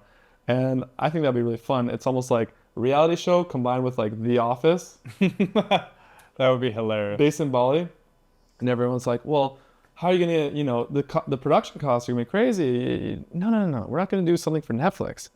Netflix is boring anyways, because that's like cutting off 98% of the audience. Just put it on YouTube. Put it on YouTube. Shoot it with like some iPhone Pro Maxes, maybe a couple DSLRs, maybe. And then a few wired up mics. That's all you need. A few editors, chop. Now you have more short form content for any dramatic moments. Mm-hmm. Now you have that long form content. So that's something I really want to think about getting into, and as a way of like launching my agency, but as a way of also supporting the agency. I'd love to jump on that and help writing the script. So when do we start? Yeah. Ricky knows me really well about writing scripts, but like Ricky would love to be involved with something like this. We should talk. Yeah. Build this. But I'm not on high. That'd be altitude. hilarious. Yeah, and then another thing about me was like, so I'm pretty strategic, and I'm maybe sometimes too strategic, where it's like you're mapping out all the different things and you're trying to find the perfect strategy, which can sometimes an entrepreneur get you stuck instead of just being like action, moving next. Because you get so many like thoughts and you like overthink stuff. And you spend a lot of time planning versus executing. Yeah. But the reason I got into comic book writing is kind of interesting as well. Yeah, which I wanted to ask you that before. How did you get like, into comic book writing? Yeah, like where did that kind of come from? This is crazy. So I used to work as a business developer for fintech companies, financial technology companies. And one day I left the company because I was jaded about a few things. Won't get into it. And I was like, what do I really want to do with my life? Like, I'd love to be a Hollywood actor, but like one of the ones who get to like fly in an Iron Man suit or be a superhero, something that looks really, really cool on screen, right? A lot of VFX. And then I started thinking from my mathematical side came out and I was like, I'm in my mid-20s. I want to be a Hollywood actor. I got no real credits to my name. I got business experience. I'm pretty good at entrepreneurship. How many actors are there out there that are actually like, get to be the Hulk or get to be Iron Man or get so like 1 out of a million, right? So from a mathematical perspective, I was like, and I'm from Canada. I'm not even from America, right? The odds are against me. So I thought, you know, it'd be probably easier. And this could be crazy hubris. Completely. I was like, the odds will be better if I start my own production company and I have something so valuable that I'm able to like somehow work my way into the executive room where I'm able to say, I would like to have this character as part of you guys buying this content or using my, and then I'm like, okay, well, if I'm a production company, what do I need? I need a story, I need a script. So I started writing a script because I don't have any money to pay anybody, so I write my own script. And what came out of my mind was like dragons and wizards and all sorts of really cool characters. Then I discovered I love writing fantasy because there's no limits. And I finished the script. I write a second draft because you're supposed to do that apparently. That was 5 months of like not making any money and just like writing a script, being locked away, being in your own head for that long. I'm like, okay, now it's time to sell this thing because this is like a script where there's dragons and there's like basically ancient versions of Iron Man and stuff, hunting the dragons. And I'm like, how am I going to get this launched? Okay, we need like $100 million. Okay, we'll call up James Cameron, IMDb Pro. So I spent $150 on the IMDb Pro membership. Hi, I'd like to speak to James Cameron. Because you can get in touch with these people's agents. And I was just like, who are you? I'm the guy with the new script that no one heard about. Of course, wall, firewall. I try, okay, that strategy didn't work. I tried contacting all the big names. How about if I try to contact like some smaller people on LinkedIn? Only one person again reached out to me or responded in a way that was sort of useful. He's like, no one's going to read your script. I was like, okay, so what do I do next? He's like, make it into a famous short film or a best-selling comic book. Okay, I can't afford a highly budgeted VFX-driven short film, but I can afford doing some personal training on the side and then paying some amateur artists to write some comic book stuff. How do you write a comic book? You know, Google, how do you write a comic book? You learn, get this, you know, get the software, whatever. Then you learn how to write a comic book, and then all of a sudden you got a comic book. It's just like taking these next little steps. Then it's like you got a comic book. How do you market a comic book? This is extremely how do you publish and distribute? Now you're against Marvel and DC, who own 90% of the market. So that led me into like, oh, let's think about a way to make this more viral or venture-driven type of thing. So I developed a business plan around it, reached out to Sunny, and that's where I ended up bringing in some investment. I was trying to find something unique, and one of the things I liked about Star Wars is it kind of tells you what it is, but it's also like a brand in itself. You like can own it. And I was like, oh man, it's hard nowadays because so many of the words and names are already in a way taken. Yeah. So I started using Google Translator, put in Latin. I was like, what about just war or warriors? So Bellatorum, from my understanding, because I'm not a Latin expert, means like war and or warriors, depending on how it's conjugated in Latin. And I just thought it sounded really cool, Bellatorum. And so my story is like, and like an evolution of business, when you're developing a fantasy universe develops over time too. Like you first write your first script, whatever comes to your head or whatever, and then you start thinking like, how can we make the characters cooler? Or you start working with concept artists and you describe the character and they come back with this and you're like, it'd be kind of cool if it was like this. And they come back with another version. Kind of be cool if it was like this. And then you start having to think about how do you like dragons have sex? You know, you have to like think of the most crazy things. So in my fantasy universe though, I wanted to make the dragon kings more interesting. And I don't think this has been done. At least I haven't seen anything like this yet. In my universe, the dragon kings, or the dragon bloods we call them, because there's like dragon knights, like dragon kings. They drink the blood of their own dragon. And it actually changes their like skin into like scaly. So they become humanoids, like half dragon, half human. and they have to keep drinking their dragon's blood. So there's like this whole society built into like extracting the blood, giving it to their king, giving it to the emperor. And like, if you're the emperor, you drink the blood of all your dragon kings as well as your own dragons. And that way you have some control over their dragons. And it's all like this hierarchical thing. Yeah, yeah. It is really cool. That's a sick fucking idea, bro. Yeah, yeah. Sick concept. But then you think about, okay, if you had a dragon princess and a dragon king, boom, boom, boom, what comes out of them? Is it a dragon humanoid or is it? Yeah. And does it have to? And so I started thinking about them. Like, I think it has makes sense that it would have to be given its own dragon as soon as it's born, because it needs to have the blood of the dragon as soon as it's born, or else it will die. So it would match with dragons would have baby, and then that would be mixed in. Yeah, dude. Yeah, so it's like you start. This is funny when you start. They call it the Bible, but it's basically like an encyclopedia of your fantasy universe. You start having to think about all these things. So you write the story script, but then you have to write thousands of pages about like the names of the cities, the names of the emperor. So you start doing crests and stuff, like family crests. It's really fascinating, and like one of the components of Bellatorum that I'm really passionate about was like the origin story. What is this world all about? And then I like the concept of good and evil, being like good against evil. Game of Thrones was interesting too because it's a little more nuanced. And I wanted a little bit of the nuance, but I also wanted a little bit of the traditional good and evil. So in Bellatorum, the origin script is going to be called Birth of the Two Spirits. And it's a little bit of an origin story to the universe. Like, just like a lot of major, like, you know, religions or a lot of major, like, myths, they have this sort of origin story of the universe. I wanted us to have an origin story. So there's like 8 counselors of the universe. They're kind of like gods in a way. And one god kind of goes off on his own because he really wants to experiment with like biological matter. He's the counselor of biology and chemistry, and he rules that aspect of the universe. And in that universe, at the time, it's like a utopia. There's neither good, there's neither bad, there's neither pleasure, there's pain. Everyone's living this very like balanced lifestyle at the beginning of the universe.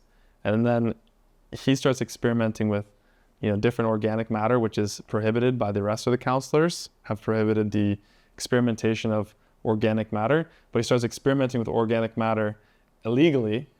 And so the counselor who runs the army or the military sends his little troops in to like bust things up, arrest him. And the irony there is like, as they enter his laboratory, it causes a disruption. The 2 vials come up into the air, smash into the ground, mix together, and out of it comes 2 spirits, the Monokai and the Cersei. And everyone in the universe from that point on, because it spreads like a virus, has either Monokai in them or Cersei within them. You can think of this almost like Sith or the Jedi. So the more Monokai you have, the more good you have. And the more good you have, the more power you can create. The more Cersei you have, the more evil you have in you. So you have more power as well, but it's more evil power. And of course, by focusing on good, you can create more good. You can bring more of that spirit inside you. And of course, by focusing on the bad, you can create more bad inside you. So like, It's amazing. That's sick. Arc stories they can create out of that base. yeah. And that was the idea too, is like to have a universe that would be really big and broad and whatnot. And then of course, time is always limited. So I've only written the 1 or 2 main stories, and the one is called The Fall of the Dragon Kings. And it's a little bit like inspired by the story of, I think it's Moses walking through the desert. Yeah, it's Moses walking through the desert, going to a promised land. And my character is called Jeremiah, and he's leading his people who are slaves to a new city, and he's following the One. And the One is actually an ancient Monokai spirit from another planet, but he sees the One as God. So he thinks of that as like one mono entity, but it's actually like this, basically like a wizard meditating and sending signals throughout the universe to this one character to like help influence this great war between good and evil. Wow. That's insane. There's so much depth on depth on depth on that. Yeah, yeah. So I have one question. Yeah. How do dragons have sex? When you like to know? What do you like to? You have to read the book to find out. Zing. It's just gonna turn into like a big dragon porno. And at the end of the day, that's all people want to watch. It's like, these big budget movies. We just want to see some funny memes online. DBC. I don't know. So let's I mean, we're coming to a close right now. So Wait, one more. one more. I was gonna say, because I was like, have you ever studied nursing before? Nursing? Yeah, I actually did a pre-med degree. I was wondering because you've been nursing that drink. What an asshole. I'm trying to catch up, man. Let's go back to you being able to create videos, because Yeah. I want people to kind of understand on what it takes to make these videos. Yeah. You briefly explained a little bit about how you didn't have a laptop, you didn't have anything but your phone. Yeah. You'll be able to go and shoot and film. A lot of people make the excuses that I don't have a camera, I don't have an editing team, blah, blah, blah. Yeah. So can you... I definitely would have made that excuse most of the time too. Can you help people understand what's the start to finish on being able to find the people? Do you have to DM them, set up the time, and then go through like that? Can you kind of give us through A to Z on how this process actually works to help people understand what it actually takes to use your phone to be able to become, build a brand? Yeah, I mean, like, if you were just to do, I think you have to first decide on like what format you want to do. And what's great about the internet right now is like there's just so many already popular creators out there. I don't think people should feel ashamed, especially in the beginning, of sort of like copying a little bit. Like, and you're not copying to like rip people off. You're just being inspired by their format. It's just the same way like, oh, that person made a great feature film. I want something similar. And instead of Star Wars, you get Bellatorum. Instead of Daniel Mack, you get Octavius Ra, right? Like there's some elements that you can borrow. So I tried to work within my limitations. I didn't have the editor. Okay, it has to be easy to edit. I don't have a lot of time to develop like a script. I actually want to do sketch comedy. I have a few inspirations like Anwar. I don't know if you know Anwar, or Adam W. Hannah Stocking. These types of people who have a little bit more complex storylines, but they require a couple actors. Sometimes they require assets like, oh, I need a comb for this one, or I need this special costume or something like that. And for me, it just made sense. I want to be a content creator. I want to do something related to real estate. This is the format that's working. Let's try that. And it's obviously, I think it becomes your own just naturally because of your own personality, right? And in terms of how it actually went down, the first Villa tour, like I said, it was just testing out the quality. Like, can I actually make this work? Does it actually look good? Is the sound good enough, etc.? And then later on, it basically became like, I reached out to a few friends. Hey, can I do a Villa tour of your place? Some agreed, some said no. And then I did a couple Villa tours. And then as I had some samples, it became a lot easier to reach out to people. So whether I'm meeting people through social media to do these Villa tours, or whether I'm meeting them in real life to do the Villa tours, by having a few samples, even if they hadn't blown up like crazy, like millions of views, it still gave me some credibility. I was like, look, I can do this. This is what I'm going to do. So don't be scared, kind of thing. Mm-hmm. Would you like to do it with me? Because obviously a lot of these videos, they look like they're like natural, like you're just randomly meeting someone. But of course, it doesn't really ever happen that way. Even if you are randomly meeting someone, like, hey, I want to do a Villa tour, they're going to have questions for you. Where's this going to go? Who are you? What are you doing? Like, why are you asking me these things? So, of course, you want to edit that out because of the cinematic nature of just like social media. You want things to run smoothly, like a storyline. You don't want it to be like all the behind the scenes awkwardness of being like, I don't know, until I really want to do a video tour with you. Who are you? What are you doing?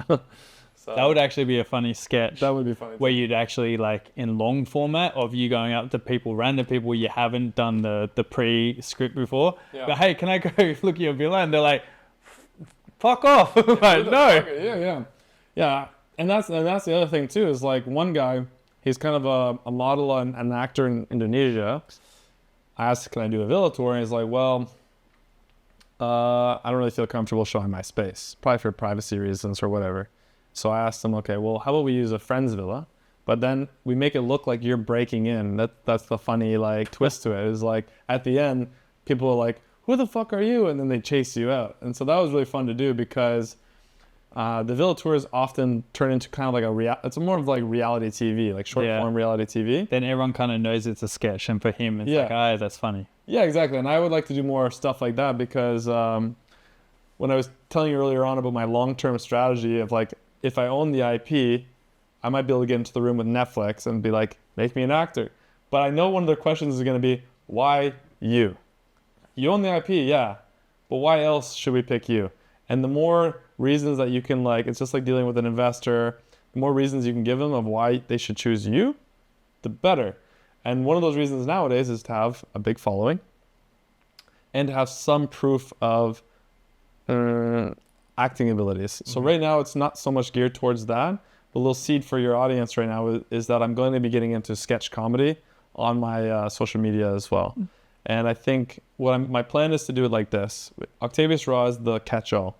Whatever I'm up to, whether it's villa tours, whether it's real estate, whether it's comic book stuff, whether it's sketch comedy, you can find that on that page. But then I'm going to create individual page for like Octavius Ra comedy, Octavius Ra, villa tours, so that people who just want to follow me for certain reasons can also find that vertical without getting bombarded with. And now you're building different brands. Yeah, exactly. So that's sort of my vision from that. But honestly, from a strategic perspective, I want to be in these big movies and stuff. And why is that passion so big to you? Like, why do you want to be an actor? I think I like doing the impossible, but the impossible in reality is not possible. Like, fighting with a dragon just doesn't happen on a day-to-day basis. Like, you can be Elon Musk and develop like rocket ships to go to Mars, and that's possible. But literally, there are no dragons. There are no wizards, people. I'm sorry to burst your bubble, but these things don't exist. But in the fantasy realm, they exist. And the only way you can really enact that fully is in like big budget films. And so for me, it's really about, I want to ride a dragon. What's the closest I can get to riding a dragon? Okay, we can ride a dragon through being in like a VFX room and creating like the visual effects. And I just love these like really, and so it's just a fun thing.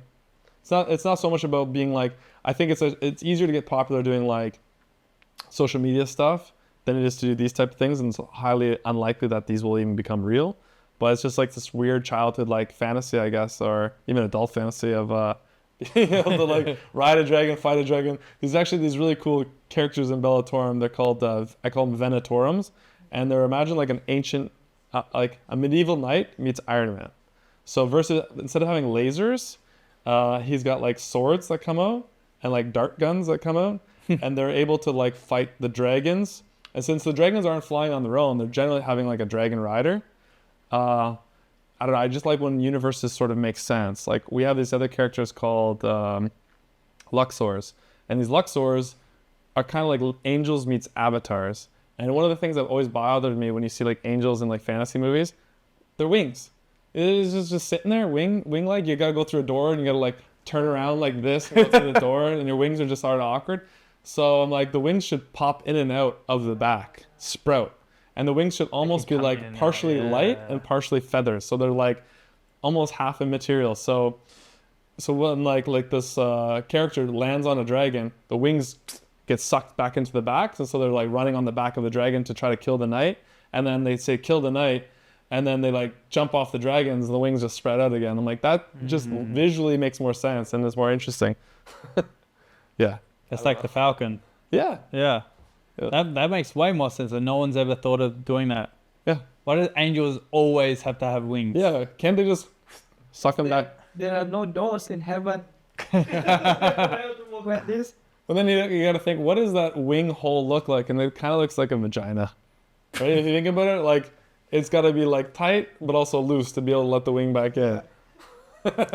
Hopefully or back anuses or back vaginas. hopefully it's wet. Yeah.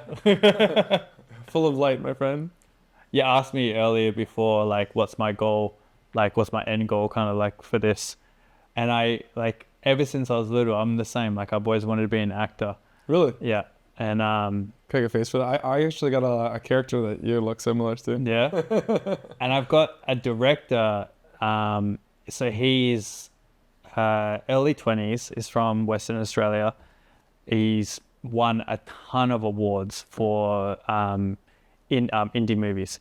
and now he's gone over to LA and he's in one of the best schools there. Amazing. Very well connected, like in WA, but he's just gone to go there extend. I think like if you want to look at kind of that type of thing on someone who's a very good director, the shit that he's done on indie films for like special effects is fucking crazy, man. No, on the budget they've done. He's really good at special effects. Dude, they did like an Alien movie, and they had a budget of $30,000 or $20,000. Like less than that. I think it was less than $20,000, and his whole team together put something crazy, and they end up getting like a indie award film for Australia. Yeah, you should definitely connect me because like, so the concept that I raise money around is called Nerdy Union, and the idea is that we turn the fans, nerds, into executive producers. So generally the way Hollywood works is like a director or this actor or someone who's pretty big or writer has a great idea. They go to the executive producer of some production company or some streamer or whatever. Blah blah blah blah. This idea, this idea, this idea. And the executive producer meets with his team and they either go yes or no. And then they make it and it goes out there and it's hit or miss, right? What I want to do is like the creative team comes to us and is basically like, this is our idea. And we say, yeah, it's good. But let's let our audience decide thumbs up or thumbs down. It gets the green light or it gets the red light. Because the green light, we already have a pre-prescribed like budget. And so there's different phases. If it's the comic book phase, it's like a $50,000 budget to be made into like a single comic book with a full story arc. If it's like a film or video game phase, it's like $500,000 or $250,000. And it gets made into like a short or teaser, something that could go viral on social media in order for us to be able to raise more money to either sell it to like a streamer or to be able to like actually fundraise and produce it ourselves. So that would be interesting because like I'm about to close a deal with a studio in the UK. I don't know if I should be saying all this, but about to close a deal with them where they will provide soft money. So one thing they want to be able to provide is studio space, Not working capital. visual effects, costume design, sound design, post-production, etc., which reduces the cost necessary to produce it so much. And now my role as an entrepreneur is, okay, how do I fill in the gaps and find the hard capital to actually do like the actual actors that we need, the director's bills, accommodations for the director when he's in London or something like that. But it might be cool to work with your friend or other up-and-coming directors, artists, etc., to do things like that. And the ideal thing would be as a company, we're so well funded that like every month, the audience gets to decide on a new comic book, and the audience gets to decide on the new like one of the comic books becomes like a short film, or one of the comic books becomes like a teaser for a video game, and then we go through different funding channels throughout that, and yeah, to get the fans involved, you know? Yeah, man. Get them engaged. I mean, I think that's where the world's kind of going now. Yeah. Right? Is the whole crowd sourcing of like crowdfunding has now changed where it's okay to bring the public into it.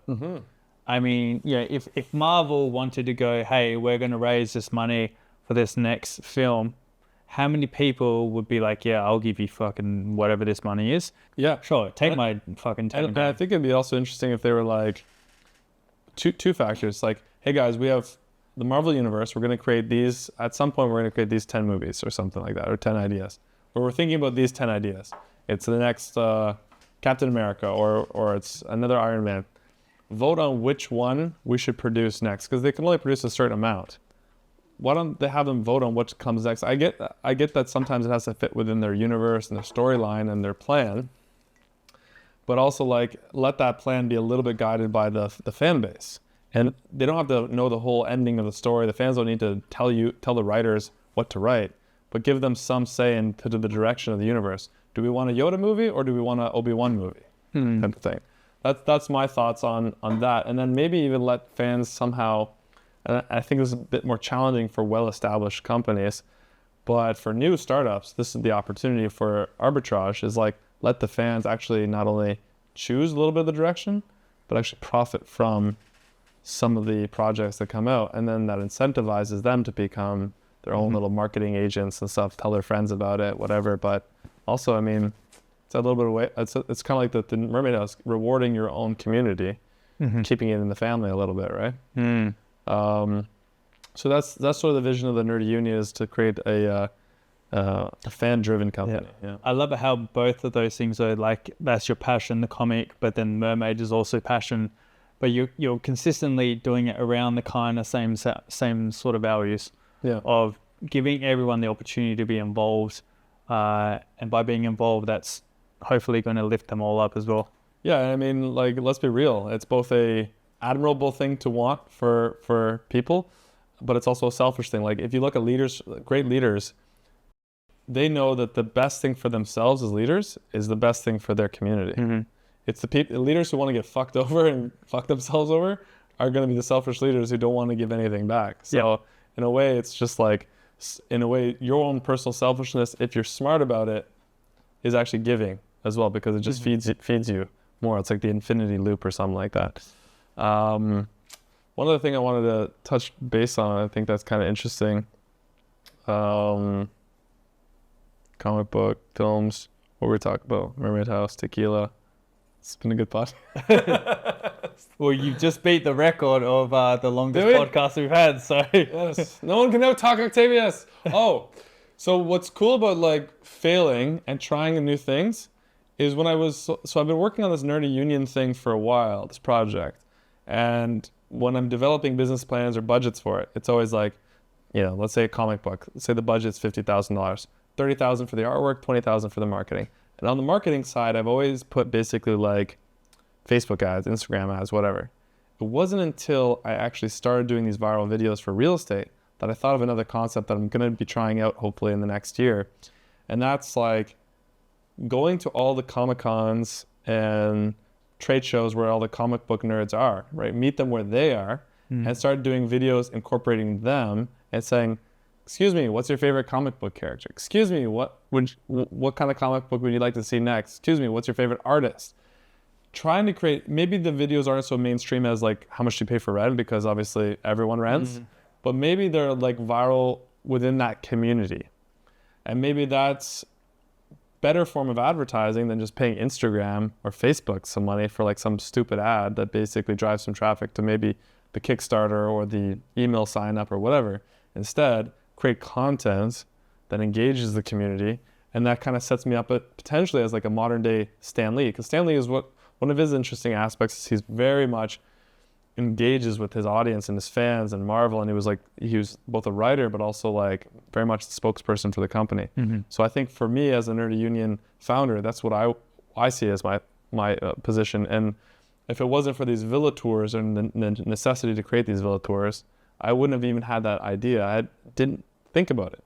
And then once I saw, this works, this goes viral, maybe this would go viral and work with the Nerdy Union. So we'll see. But would you transition then? So say like you've done, like you are, how many followers you are with just the real estate side. Would you then go, okay, well, there's 50 nerds who are extremely influential, have a lot of followers. Would you then transition into, hey, I want it, this is my vision, but can I come and do a room tour at your house? So now you're integrating into the comic side. I didn't even think about that. Doing the house, and then at least everyone's kind of, now you're getting 50%, 50 real estate, 50 more about them. And then you can transition, so you're not going to lose everyone. Everyone slowly comes into this next stage. Yeah, I would say in my personal view, like I said, it was Octavius Ra as the dumping ground. It'll be both. I'm going to go to the Comic-Cons and do this idea of just directly approaching people. So you do a second. But then, while I'm at the Comic-Cons, I'm going to meet people who are maybe living in New York and are like super obsessive with their, you go into their house and they have an entire room with like Marvel paraphernalia and like comic books and stuff. That'll be really cool. Super cool, because it's getting both audiences. Yeah, and then that's the great thing about content creation, and just reiterating is like, I came here today not even knowing what this podcast was about, but I wanted to meet you and be a participate in like being. Thank you, sir. In this tequila venture. I also wanted just some free tequila, I knew it. Give me the tequila. Fuck you guys, I'm out of here. It's fake tequila. I put sparkling water in it. I think we should do a shot, but also get the crew to do a shot with us. What do you think? Yeah. They don't drink? Alia, Ricky's the only alcoholic here. can we bring Alia on for a shot? Can we bring my editor and assistant? Ali, come on. Ricky, come on. Yeah. No. Oh, okay. So do. All right, this is the first as well. We've never had the crew come in, so. I like to break the rules. Only one cent to get a real. I never walk. This didn't hear me. Everyone, this is the first time you would have heard Ricky. Ricky's my creative director. Also known as Ricky Martin. He's hung like Ricky Martin. All right, guys. You guys can have the shot. All right, we gotta.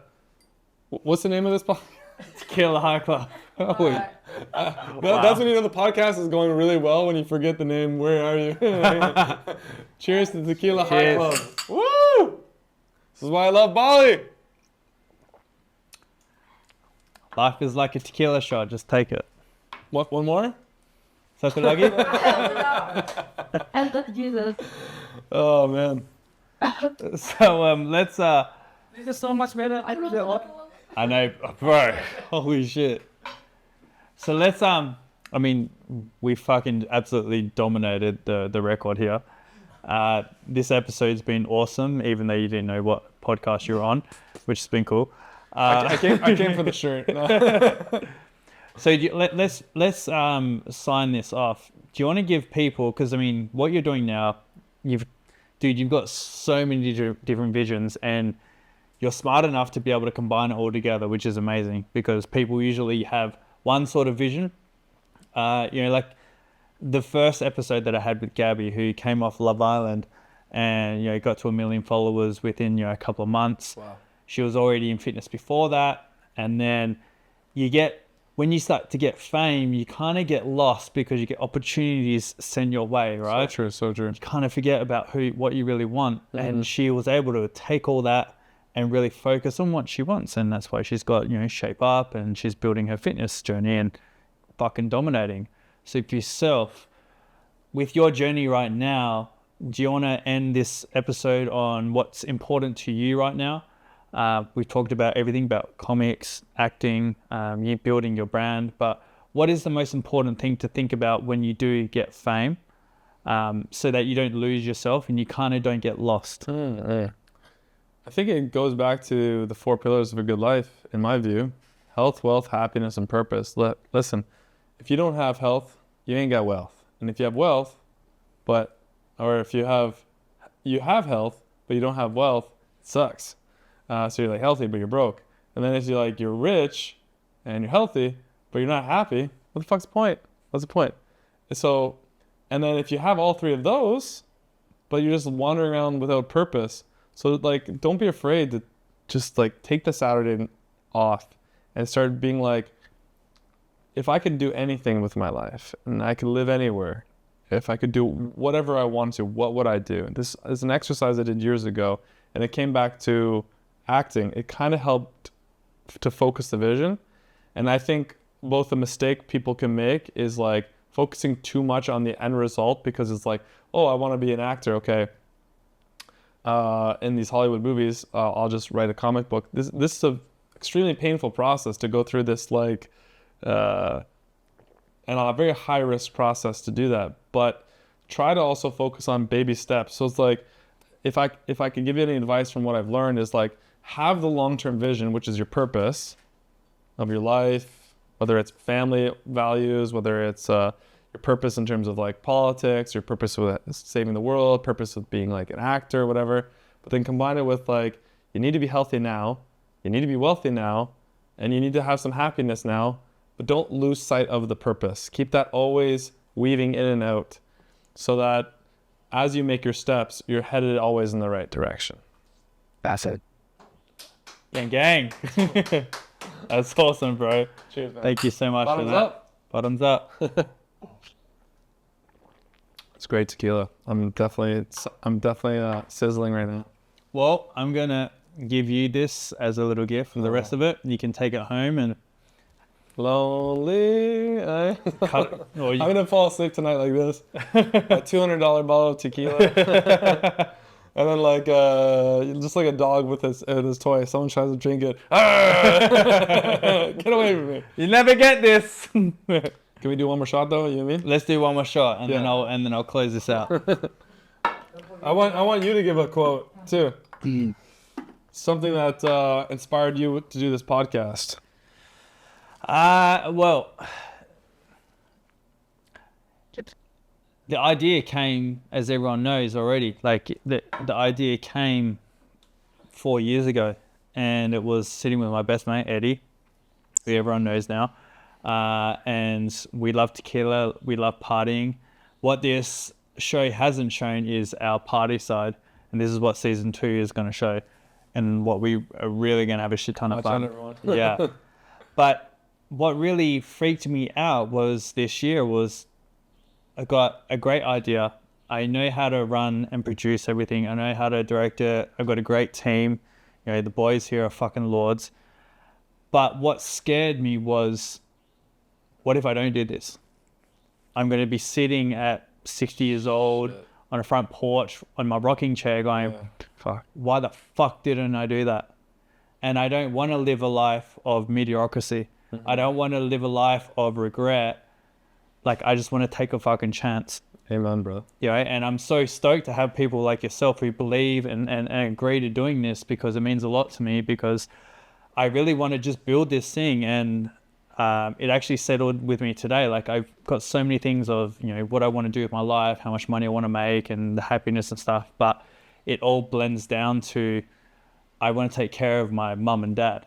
Amen. And my family, my sister and my little niece. And if I can make this successful and I can take care of them, then that's all the wealth and success I need. Like, I'm good. Like, I'm good with money, but I want to take care of them. And if I can help people understand what I'm trying to do with educating on tequila, having great people like yourself telling your story, fucking, I've learned a shit ton about you today, bro. And I'm inspired to keep on going. That's what's fucking important to me, man. And what I like to hear about that is, like, in a way, I know bringing back to those 4 values, but like, one of your purposes is to be able to take care of friends and family, right? And at the same time, you want to be happy. You like tequila, okay? And wealthy, that's a podcast, it's a media, it's a new way of making money. And then health, well, tequila's got to be somewhat good for you. It's the healthiest alcohol in the world. Amen to that. Cheers. Cheers to health. Bon santé. Okay, and also, I think that's the most amount of alcohol that I've drunk on an episode as well.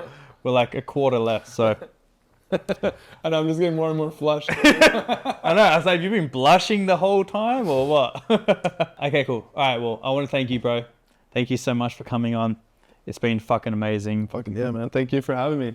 I'm excited. This is my first like proper podcast where I'm like being interviewed or whatever. I guess proper podcast in any sense, but I think where you're going, it's going to be the first of very many. And I've actually got a little idea that we could probably shoot together for a little podcast idea. So I think that could be cool. Let's do it. And maybe we can, if I end up getting, knock on wood, the Mermaid House or Jungle House or Teddy Bear House off the ground, House's project off the ground, maybe you could be one of our podcasters that tours at different locations, and we can have host your podcast somehow, you know? I fucking love to do that, bro. That'd be sick. Thanks again, man. Cheers, brother. Cheers, bro. Woo! Oh, man. Can we do This Is Why We Love Bali? Is it still would you still rate this bottle a 10 out of 10? Huh? 20 out of 40. What? 10 out of 10? 20, 75. I love tequila. Okay, that's definitely more than a 10 out of 10. Well done, sir. All right, one more handshake, and I'm going to close this thing out, bro. Right, Thank you so man. much, man. Woo! All right. Thank you. This is why we love Bali. Woo! Let's go. Come All on, right. you want to do it with me? Come on, do the. It What do we feels do? good. On the count of 3. 3, 2, 1. This It's is why we love Bali! Now we jump in the pool. Should we do a drunken villa tour? No, we should, eh? I'll just be out the front. You're like, what are you doing, bro? Oh, I'm just getting ready for my podcast. Oh, just come to my podcast. It'd be funny if you're like, Dude. you're so drunk, like you're running into a bush, and I'm also like stumbling about. Yeah, dude, we should do that. I'll go get a couple of bottles of vodka and be like, what is that? I'm totally down if you want it. Let's do this after, all right? All right, let me close this out. Thank you, my kind sir, for coming. This has been fucking fantastic. I can't wait to see you blow up and get to that 1 million followers across all channels. Hell yeah. You too, bro. Thanks, bro. 100%. Thank you, man. I can see you getting there. I like this podcast. You're a good host for sure. My man. Yeah. All right, and thank you to everyone who's been watching. Make sure you guys like and subscribe. If you like Octavius' story, if you love tequila, make sure you go like and subscribe. And we'll see you guys on the next episode. Adios.